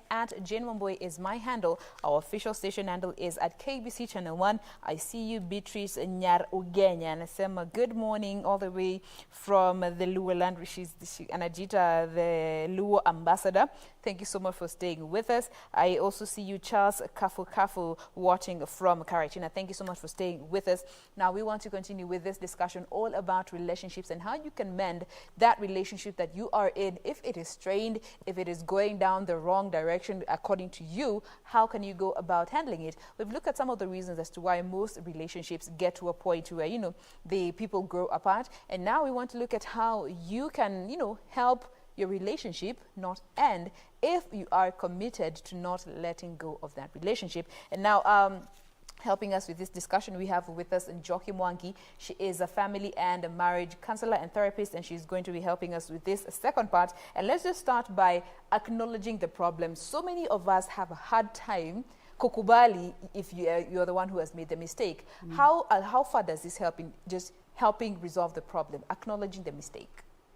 So as we were discussing earlier, I talked about being defensive, and many times you're defensive because you've been criticized over and over again. Yes. So instead of being defensive, can you just drop the guard at some point and just accept responsibility just for something that you've done and say, actually, this one, I really didn't listen to you, or I really didn't hear you well, or I interrupted you and I didn't keenly hear your concerns. So just taking responsibility, even for the smallest bit, Yes. and see where your role is in this conflict. But also being able to appreciate the strength that the other person is bringing and see their positive attributes, so that you're not always fighting and saying, actually, out of this, you tried to solve this dispute, you tried even to come and understand me.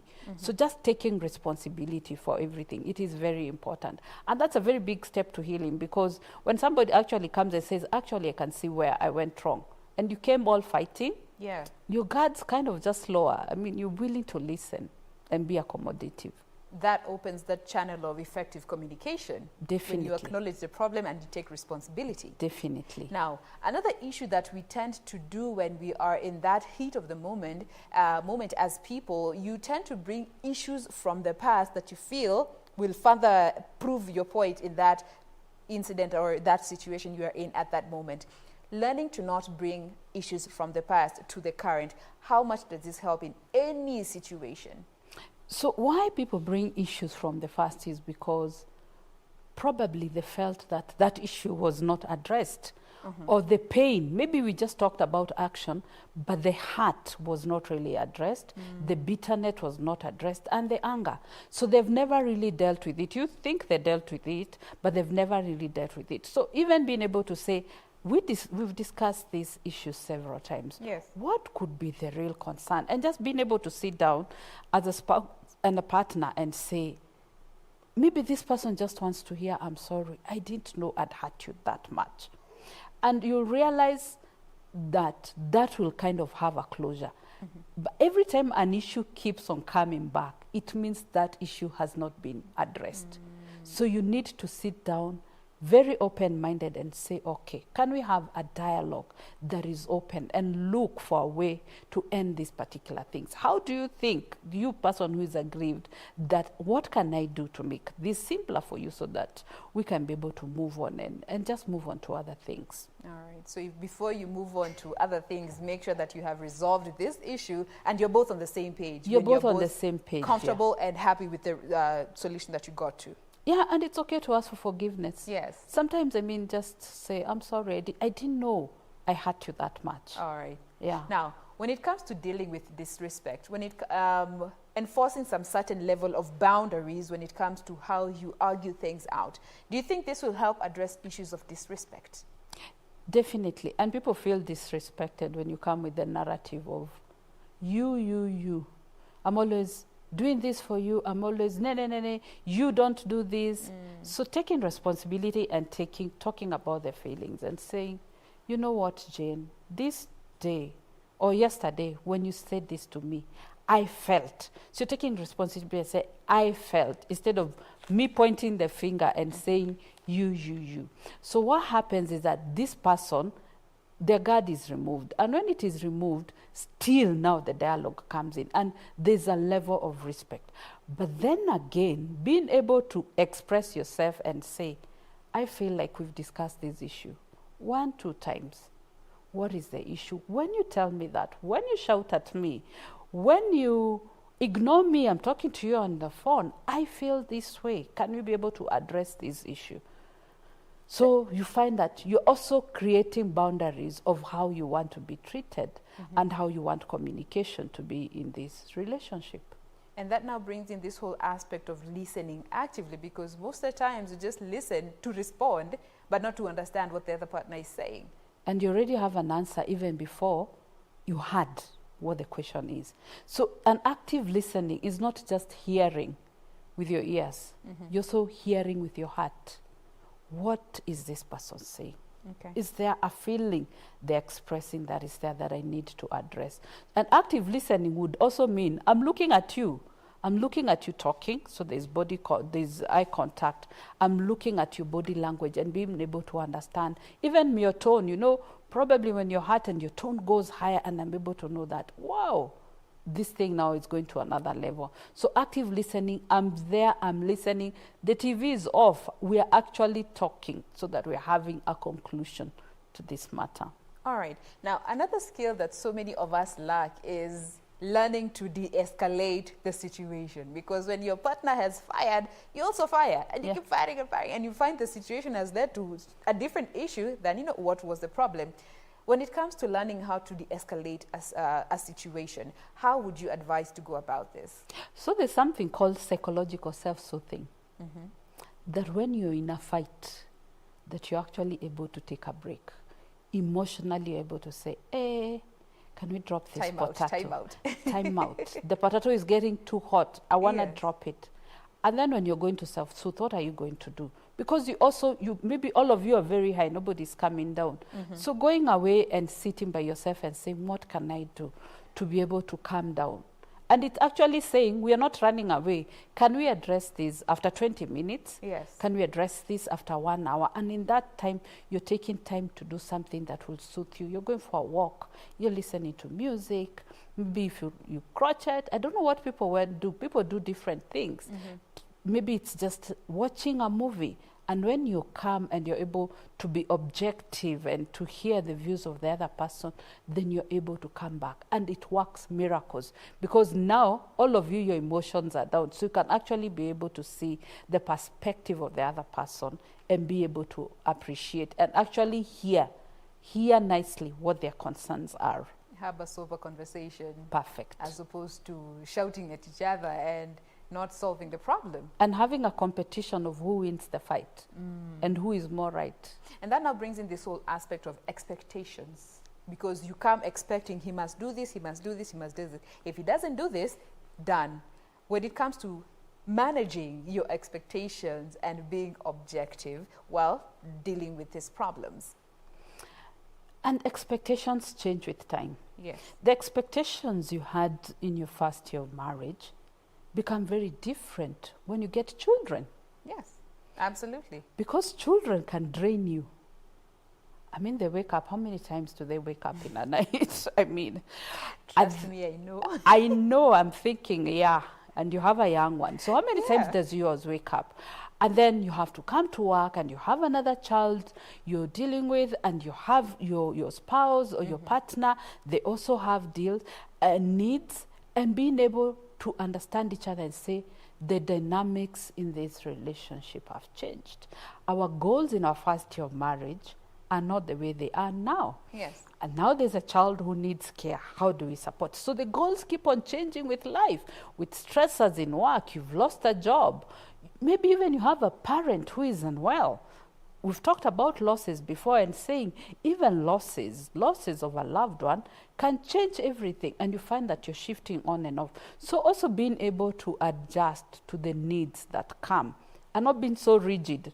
It's always good to go back to the drawing board and say, okay, hapa ndio tulianzia, but it seems this is the way now life is. Can we restructure our relationship? Can we talk again? And it's very important that people, when people do those New Year resolutions, I think it is important that you sit down with your spouse and say, so what is the goals for this year? What would you want? How would you want our relationship to be? How will you work about them? So that by the end of the year also you're able to evaluate and say, where did we miss it? Where do we need to work on issues? All right. Reevaluate your relationships as well. Yes. Don't just think, both people change. Everyone is bound to change. As you journey through life, nobody stays the same throughout life. So if somebody tells you, I'm still the same old person you fell in love with, it's a lie. It is a lie. It's a lie. Now, before we get to close this conversation, I have one message here from somebody who has sent me a personal message and has requested anonymity. She is asking, what if you have gotten to that point where a breakup is imminent and there's nothing you can do about it? Is acceptance the way to go? And I think I'll pick it up, and maybe, I don't know if she watched our last show, and saying that it is important when you think that you're at that place that you seek help. It is important that when you think that I want out, that you seek help, so that you're working with a therapist or a counselor who will help you also check what is happening in this place. Be able to separate your emotions and be able to separate the things that are there, and being able to handle even the changes that will come. And we discussed that it is going to be strenuous. Are you prepared for the changes that are coming, finances, the children? So being able just to talk about it, and this person is holding your hand and guiding you as you're walking, so you're able to make decisions from an informed point of view. So I would encourage this viewer that please seek a therapist, talk to them, and be able to evaluate, be strong, know that you're making the right decision. All right, so don't jump cut into that decision before you seek the necessary help that will help you decide as to whether that is the ultimate way that you want to go. Well, I think with that, we have to put a cap on that. We have been talking about, how you can go about mending relationships, especially during this time that we are spending so much time with those that we consider close to us. And if you are in a situation where, you don't feel comfortable or pleasant to be around that person, this is the way to go. Look at how you can go about to help rebuild that relationship and see where it can go, and especially hoping for a better destination. We have been speaking with Njoki Mwangi. She is a family and marriage counselor / therapist, and she's also a lawyer. So maybe you could give us your social media handles so that of yours can keep interacting with you. Njoki Mwangi. All right. And also Starwi Wellness. All right. Yes. So if you feel we have any questions that she might address better on a personal level, do feel free to reach out at Njoki Mwangi, and she'll be able to help you with that. Thank you so much, Njoki. Thank you. All right. Now, we also have another discussion that is coming up in a bit, and this is all about menstrual hygiene. And the thing that I find quite interesting about this particular interview is that it is being championed by a guy, because most of the time we always have women who are championing for women's rights, and especially when it comes to sexual and reproductive rights. It is always a woman who is at the forefront championing for our young girls who are struggling to just get, what they need for their menses, to keep up with menstrual materials and menstrual hygiene as a whole. But today we are going to be having a conversation with one gentleman called Torres Sam Omolo.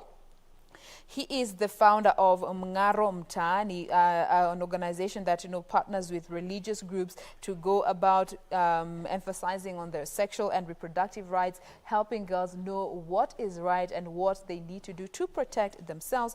And they will be telling us more of what they have been doing and the progress that has been seen over time. So do stay with us. We'll be right back with this discussion.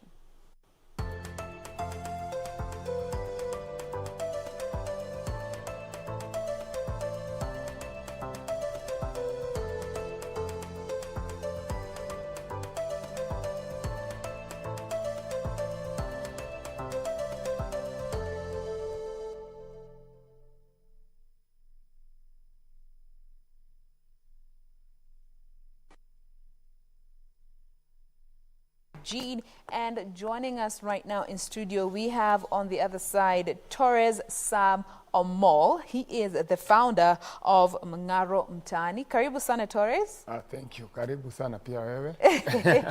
We're glad to have you with us in studio this morning. Yes.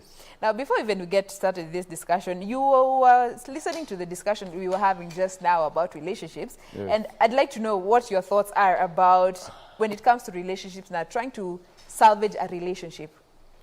Okay, my question is, nini mulisikia wapi kwamba Now you're answering a question with a question. No, I know, but my question is, nimesikia tu sana sana mukisema kwamba men and women yes, wanakuwa na a lot of conflicts during this pandemic time. Na not only during this pandemic, but nikisikia discussion, nilikuwa naona ni kama wanaume. Sisi ndio tumekuwa 2/3 of this discussion. So generally, let me just say, this is something that is affecting everyone. Yes. Not that we are good, but men and women, we need to discipline ourselves. Lazima ukuwe tu mtu wa maana kwa familia, because if you do wrong, accept. And that is what I can say. All right. Whether kama ni mwanaume ama mwanamke, just accept that you've done wrong and work it out. Yes. All right. Now let's get to this whole conversation about menstrual hygiene. First of all, tuambie kuhusu Mngaro Mtaani. What is Mngaro Mtaani all about? Okay, Mngaro Mtaani, as the word defines it, kungara mtaani. So I started Mngaro Mtaani 2010. That is 10 years ago. Yes. With the aim of giving back to the community. So what I did is, this comes from the background where I used to be. I used to live in Korogosho, whereby I used to put on one cloth for like a week. So due to some circumstances, that is the life that I lived there with my family. Okay. So when I came out of this situation, I decided to come up with something that can support the community. Okay. And that is whereby I saw that there is a need of clothing. You know, in this life we have food, shelter, and clothing. And for example, if I may ask you, where will you love to live? Ungependa kuishi wapi? You know, everybody has a choice where he wants to live. So as Mung'aro Mtaani, we decided that we cannot pay for someone's rent and we cannot buy for someone's food, because saa zingine wewe Jane haukuli nyama and Mung'aro Mtaani want to buy you nyama. So that means that in it doesn't food, make sense to me yeah, as a person in need. So but clothing, nobody wants to walk naked. Nobody wants to walk naked. You see the way you're smart, Jane. So we came up with this idea, and then I started posting it on Facebook. So then I received clothes. I donated my family clothes, and then I took them to the place where I used to stay. And then I saw that these families, they were just lacking these clothes, and then they started putting them on. So Mung'aro Mtaani ideally was just to restore dignity in the community. But as the time goes by, we started getting a lot of challenges with the families. Like we were getting together to know each other more through this clothing. Ukipatia mama nguo anakuambia sijapata sikukula, mtoto wangu ni mgonjwa. Ukipatia wasichana nguo anakuambia Torres manze hauna mkate. Unajua mkate is called ndio pad huko mtaani. Hauna mkate. So is that the reason as to why you decided to take up this whole journey about menstrual hygiene? Yes, because there's a lot of girls in the slums who are going without a sanitary towel, and they're using things that are very nasty. So there's a campaign that we had like 7 to 8 years ago about girls, and they were texting their problems. So there's a girl who texted to that open forum, akaficha akasema, Torres manze, imagine mimi naishi na anko yangu na sasa niko na 16 years na nimeanza kuflow na mimi nashindwa nitamwambiaje because na feel aibu. So there's a lot of people who are going through menstrual hygiene, menstrual challenge, and they don't know their rights and wajui watafanya vipi. So that thing really touched us, because kama mimi mwanaume sometimes niko naenda bila boxer na kuambia mtu ni shida. So when you dem alisema hivyo, so we started telling people who used to donate clothes to our organization kwamba if you have sanitary towels, please support us with it. And then it just started coming out. So we have supported a lot of girls with sanitary towels, not only supporting them with sanitary towels, also mentoring them, bringing media personalities. Those are women media personalities to talk with them as role models. And so this time round we are going with the hashtag breaking the silence. That is the men breaking the silence on menstrual hygiene, menstrual period and menstrual hygiene. Sorry. So and another one is called periods don't stop for pandemic. So those are the things that we are doing right now as in Mung'aro Mtaani. But the other thing is in Mung'aro Mtaani we don't only give sanitary towels. Okay. We have clothing for peace, whereby we get clothes from all over Kenya, and then we take to another community, whereby you, Jane, from Murang'a, for example, you give us your cloth, and then we take it to Makueni, and then we tell people that these clothes have come from all the way from Murang'a, and we're trying to bring cohesion through clothing. The other one is we are doing sanitation and hygiene, whereby right now we are giving sanitary towels and bath soaps to men, to boys, to boy child, because even boy child have been forgotten. So what we are doing as Mung'aro Mtaani, we are giving boy child bath soaps to wash their boxers, so that they can also they can also look smart. Okay. And the lastly is on environment, whereby we try to collect clothes. We tell people not to throw clothes, and we try to come up with a way of recycling them. So in that is what we do.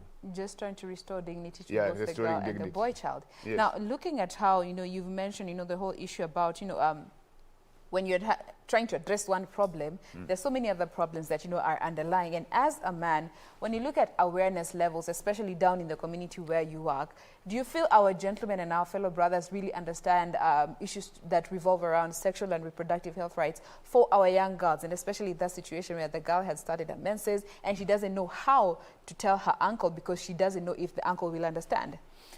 Yes, I think it's a big no for men, mostly in informal settlements, because even the fathers are ignorant. The parents, even the mothers, for example, they don't know whether this girl have reached this stage. And the other thing is poverty, because sometimes you don't have a lot to buy this sanitary towel. Yes. You only have money to buy food or also breakfast. So there's sometimes we meet with boys and we ask them this question, and I ask them, brother, kuna siku dem, nikuulize, dem ukimtext ukimwambia come. Okay, wale the guys wale mature kidogo at the age of 20 and 21, 19. So we ask them, dem wako akikwambia ati ako poa, alafu umtext umtumie fare, unaweza kubalia come? So the question is, the answer is wanasemanga, kama ako poa si basi akae tu, asikamu uko na kamkudu nini. So there's a lot of things that men don't understand in girls, and now we are taking it slowly by slowly, and that's why we are coming with this hashtag, breaking the silence, men to support women on these menstrual days, so that they can know how they can solve this thing together. Because is there any man when you say ashawahi surprise girlfriend wake na pads? No, only me. So only you. Maybe there's another one out there, but we need to surprise them. Sometimes when I'm surprised na pizza, Jane, I have a question to you. Kuna mtu ashawahi kusurprise na pad? Very good question that we also posed to our viewers this morning. If you are a lady and you're watching us this morning, has your significant other ever surprised you with sanitary towels? And that now brings me to the whole aspect of, the tools of engagement that we can use to get the proper information to our brothers out there about sanitary hygiene, because maybe the way we talk to them could be the problem. Which ways do you feel are the best that can help our brothers understand how menses work and how they can come in to help? Yeah. Oh, you see, the other thing is men, we as men, sometimes we tend to be very ignorant on when girls are passing through this stage. That is women. So what we do is we try to avoid you guys. We try to avoid ourselves we try to distance ourselves from you guys. And the other thing, many men, wajaijua at what time that they are, for example, married men, they don't know at what time their women when I go through this stage. It is good to know, because you can also see by signs, and these signs, labda ni DM ndakushow this, the one of the signs. Maybe I can tell you. Sometimes there's a lot of mademo wanakuanga wakipitia hii stage, unapata amekuwa tu bully, amekuwa tu na lot of amechange tu face, yani adu namshinda, babe, kwani mafuta yako imeisha kupaka kwa face? Kwani hizi pimples zimetoka wapi? So these are the other signs. So men need to know these signs, na ujue demo wako akipitia hii stage kuna time anaumia sana. Kuna cramps pia zenye zinafanyika, na kuna mademo wakikuwa na cramps anajaribu hadi anazalia.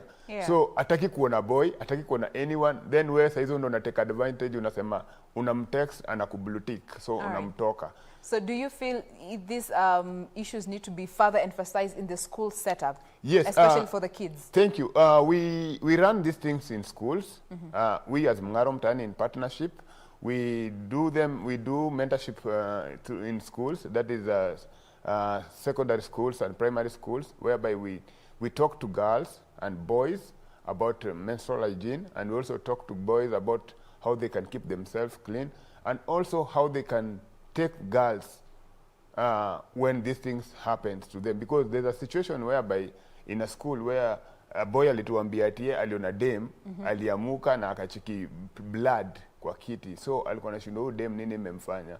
So that teenage talk. So those are stigma. Kuna kitu kama stigma inakuja kwa udem alienda home, alifeel vibaya. So we are trying to make it known that this is something that people do, women go through, our girls go through, and they should know that this is what's happening. Nowadays, even if we take pads, hatugawangi wanaume ati na wanaume maboys kando na magirls kando. We tell them, wasesi mnajua hii mkate ati na nyinyi mnajua hii sabuni So sasa watu wa sabuni warudi hii side, watu wa mkate warudi huku. So they know very well, and we are trying to, I'm also encouraging parents, kama unajua mtoto wako ashafika 13 years, usingoje mtu ambaye, because now hapo ndio sasa tuna welcome kitu inaitwa sexual violence kwao. Juu unapata saa zile dem atataka kubaiwa pads na kwa setup ya ile baba ana do, mama ana do, ama baba amekuwa ignorant, mama amekuwa ignorant.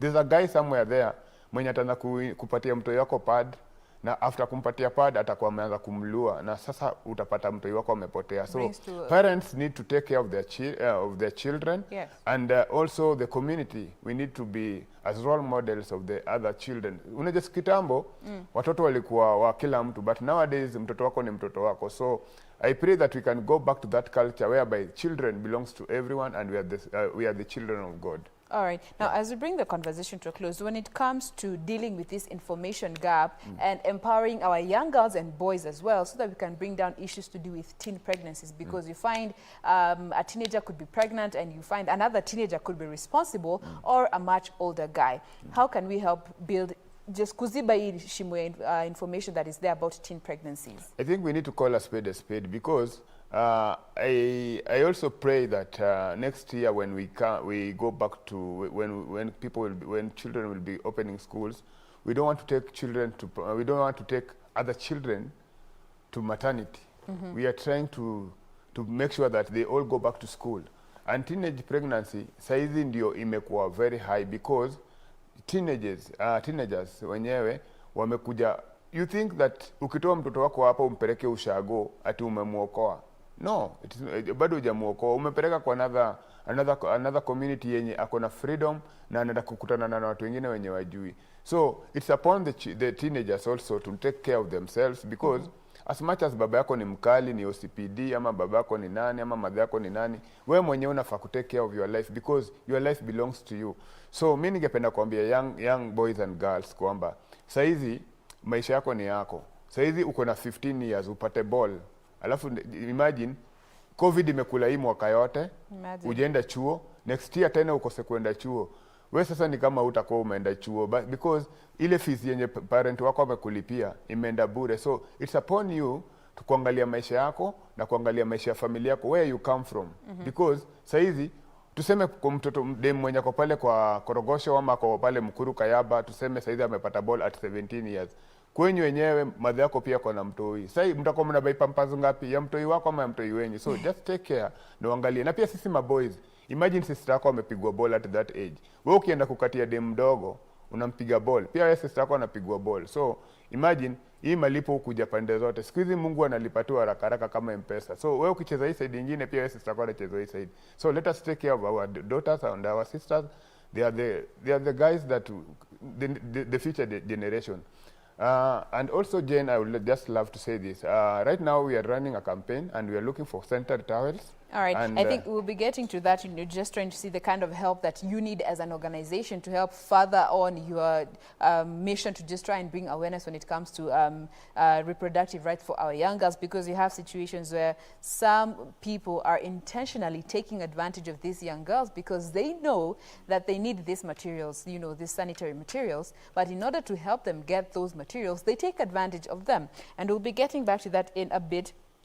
As they can see, there's one Faith here saying, there's so many people who take advantage of young girls who are in need of sanitary towels and force them to resort to transactional intercourse so that they can get money to buy these materials. We'll be getting back to just continue with this discussion in a bit, but keep talking to us. The hashtag is still Good Morning Kenya. We take a quick break. We'll be right back with more of this discussion about sanitary hygiene for our young girls. Do stay with us.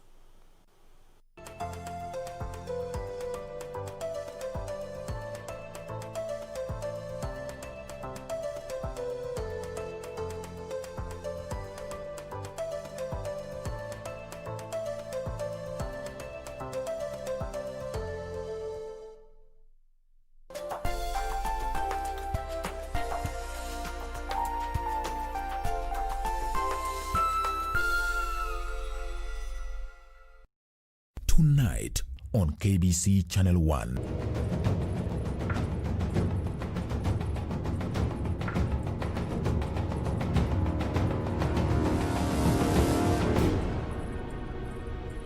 Some poison has been injected on Ishwari's foot. This poison is so powerful that it makes one's brain stop working. It is our duty to protect the royal family. It is the code that we live by. I understand, my son. But you need to hold yourself together. How can I do so, Mother? You tell me. Someone sacrificed his life just to save my life. KBC, in collaboration with the Kenya Institute of Curriculum Development, is broadcasting enhanced out-of-class learning on radio, television and online. Catch the lessons every weekday on KBC Channel 1 from 2 to 4 p.m. on KBC English Service and 15 FM from 9:15 a.m. to 5 p.m. and Radio Taifa from 10 a.m. to 11 a.m.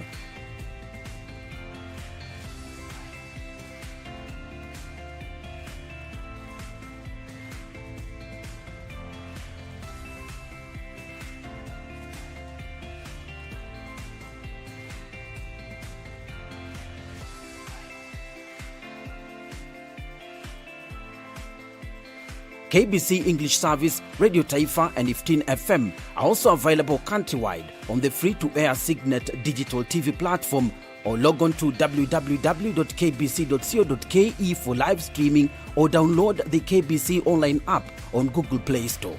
Kenya Broadcasting Corporation, ensuring learning no matter what.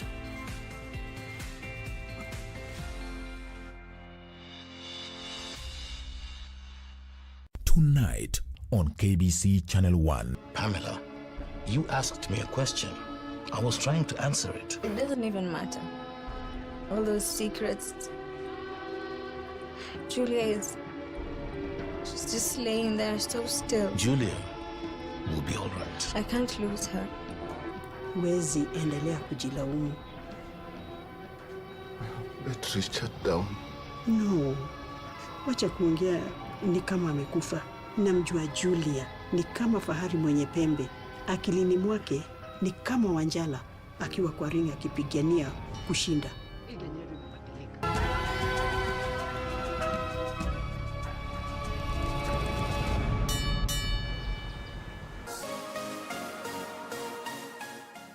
Yote ndawai do iko tu sawa kwa macho yako. Unataka kuwako? Ati nini? Why are you people shouting? Are you okay? Mwanamke ninakuona sana. Ni wanaume hapa Mombasa wameisha. Ni nini mbaya? Nowadays we have so many unfaithful people. What? Need to talk about her every time we are together. And be very careful the way you address me. Zako zinakuangaje? Huwezi kaa dakika mbili hata bila kuteta. You will all sign new contracts. And I am supposed to be briefed. What? Taki ujinga. Oof.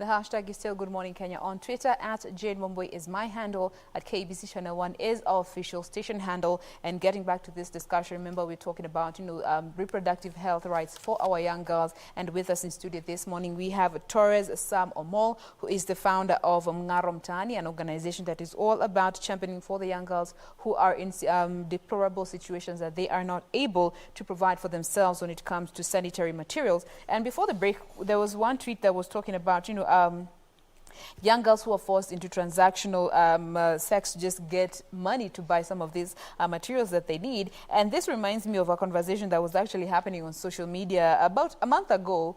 They were talking of how men now need to dress their wives in school uniforms so that they can stop preying on young girls for transactional sex. What do you think of such situations, Torres? When you are forced as a young girl to involve your sex in a transaction to get money because somebody is taking advantage of you as a young girl?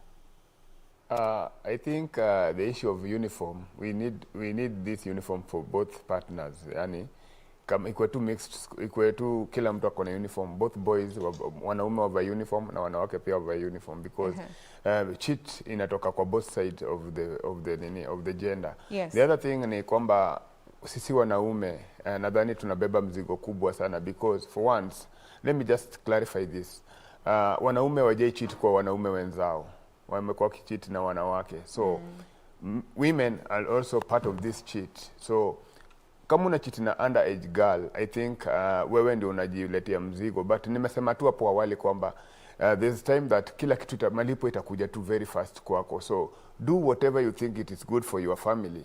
If you can do something because una have fun, jua pia wewe unakuwa mzazi, and you will also have a daughter ama a son somewhere. So just be good to yourself and be good to anybody.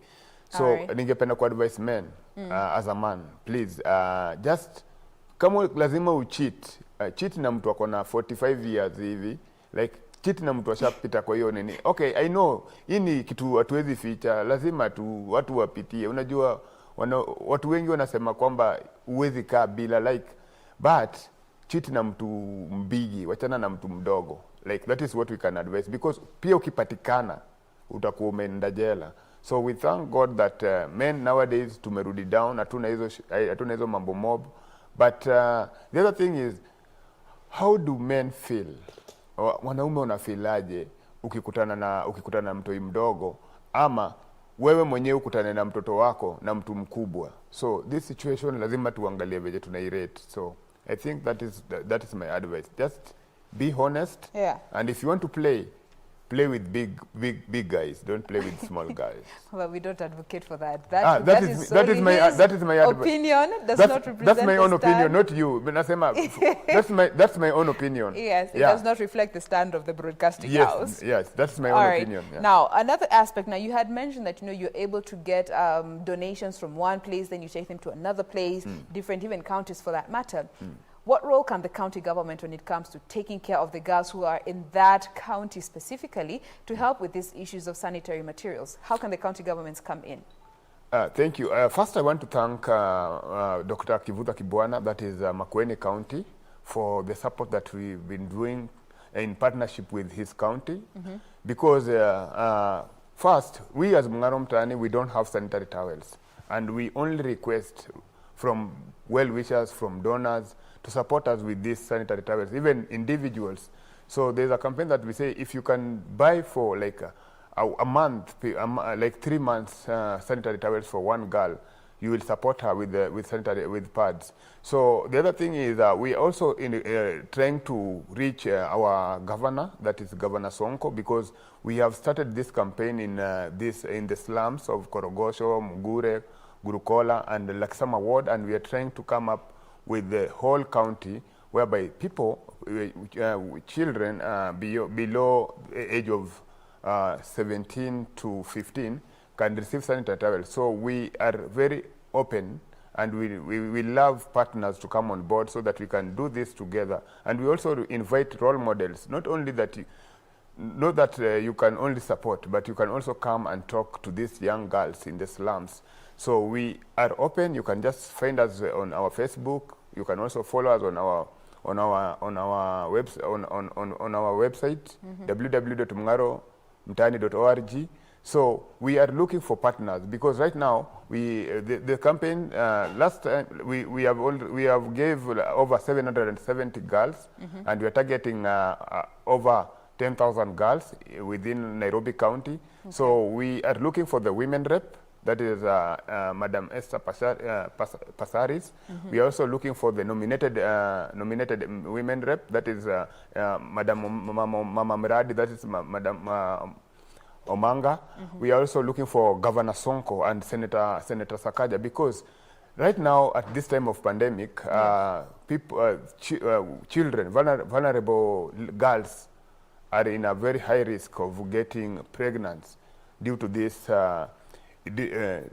lack of sanitary towels. So we would love to partner with them, and we are welcoming anybody, churches and anyone who is feeling like they can support us. So, and before I also tell you that last week we partnered with the Red Cross, whereby we gave like 300 girls in partnership with the Red Cross. So we also invite other organizations so that we can stop this stigma. We can also break the silence, and I would love men to champion this, as the hashtag goes, breaking the silence. All right. Now, before we get to call this a discussion, get to put a cap on this discussion, just want to have a quick look at what is happening on the social media front. But before we bring in Doreen, there's one tweet here that I find quite interesting. She's called Kamene Mwema, who is asking, come 2021, let me just quickly get it. Come 2021, how many teen pregnancies are we going to be looking at? And as a county, what are we doing to help, what are we planning to do that is going to help these young girls take care of these young babies and still survive? Hashtag pandemic pregnancies. Do you feel pandemic has created more room for our young girls to be taken advantage of? Yes, I want to agree with that viewer, because you see at this time there is a lot of crisis of safety, because as we can see, parents wanaenda kazi and watoto shule hawaendi, so hao watoto wako nyumbani. Unless we buy a tracker, unless we tuwavalishe uniform. I think this uniform now, itabidi watoto wavae uniform hata kama wako nyumbani, ndio wakitembea wajulikane, because what you are saying is true. Sisi wenyewe saizi tukiongelesha tunawaambia, we don't want to take you out of maternity next year, we want to take you back to school. Okay. Because if you play, ukicheza vibaya, utajipata maternity. But pia tunajaribu kuongelesha boys, because hii mimba hawapati peke yao. Absolutely. It's a coalition government whereby men are being involved and women are being involved. So we are also trying to talk to men. Tusikue kama hii got sana. Tucheze chini na tuangalie maisha ya wengine. All right. Yeah. Let me now bring in my colleague to just have a look at what is happening on her end of things. D.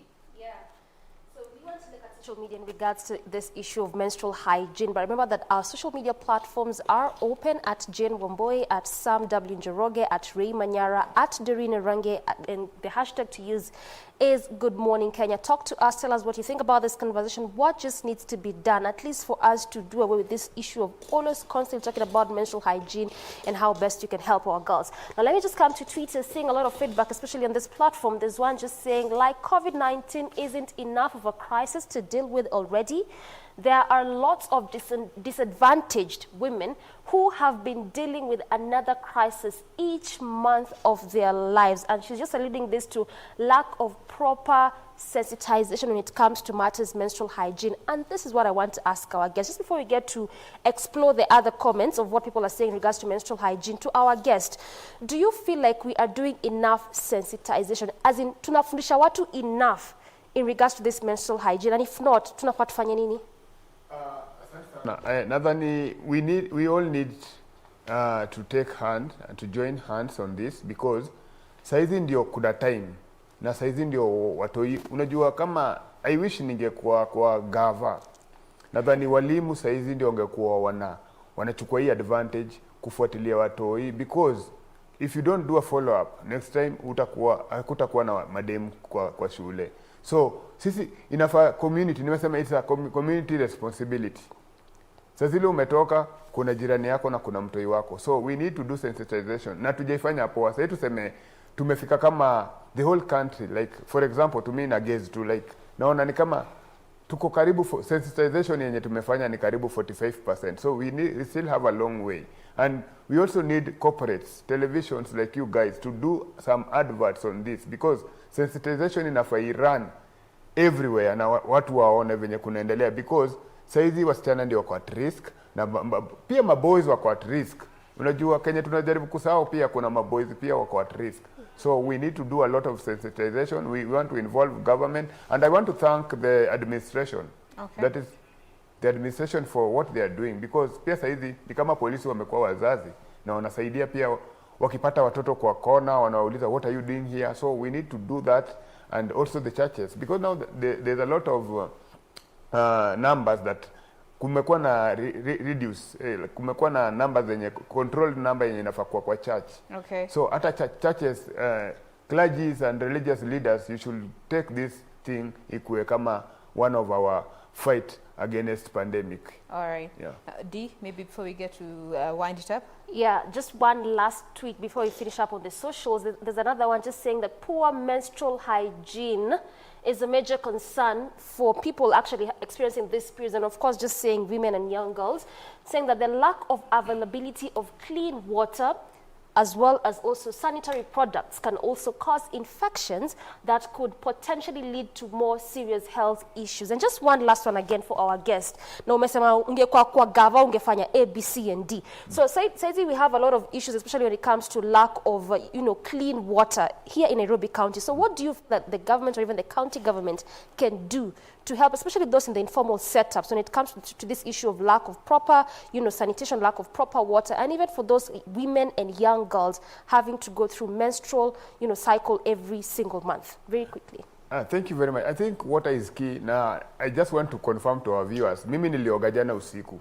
Leo asubuhi nimevaa tu suti because hakuna maji. I think saizi Nairobi, kila mtu mwenye alifungua tap yake leo asubuhi, kumekuwa na a lot of rationing. Na maji inachangia sana. Maji inachangia sana mademu kuwa safi.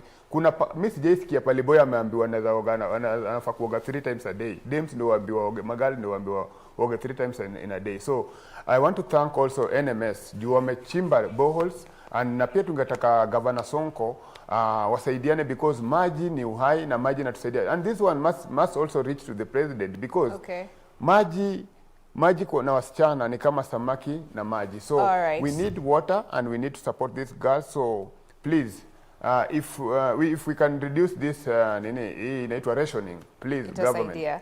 Itasaidia sana mademu wanaumia. I have to cut you short at this point, but we appreciate you for coming through. That is Torres Sam, founder of Mngaro Mtaani. Be sure to follow him on social media to know how you can be part of the progress. So right now we want to switch the discussion and go to a virtual conference that is about to take place involving the Council of Governors in regards to COVID-19. And the theme of this conference is county government's resilience in the COVID-19 era, a reflection on the past 5 months and building sustainability for the future. And key among the issues that are going to be discussed during this virtual conference, which His Excellency will be part of, they will be looking at, the government's efforts in the past 5 months that have been put in place when it comes to dealing with COVID-19.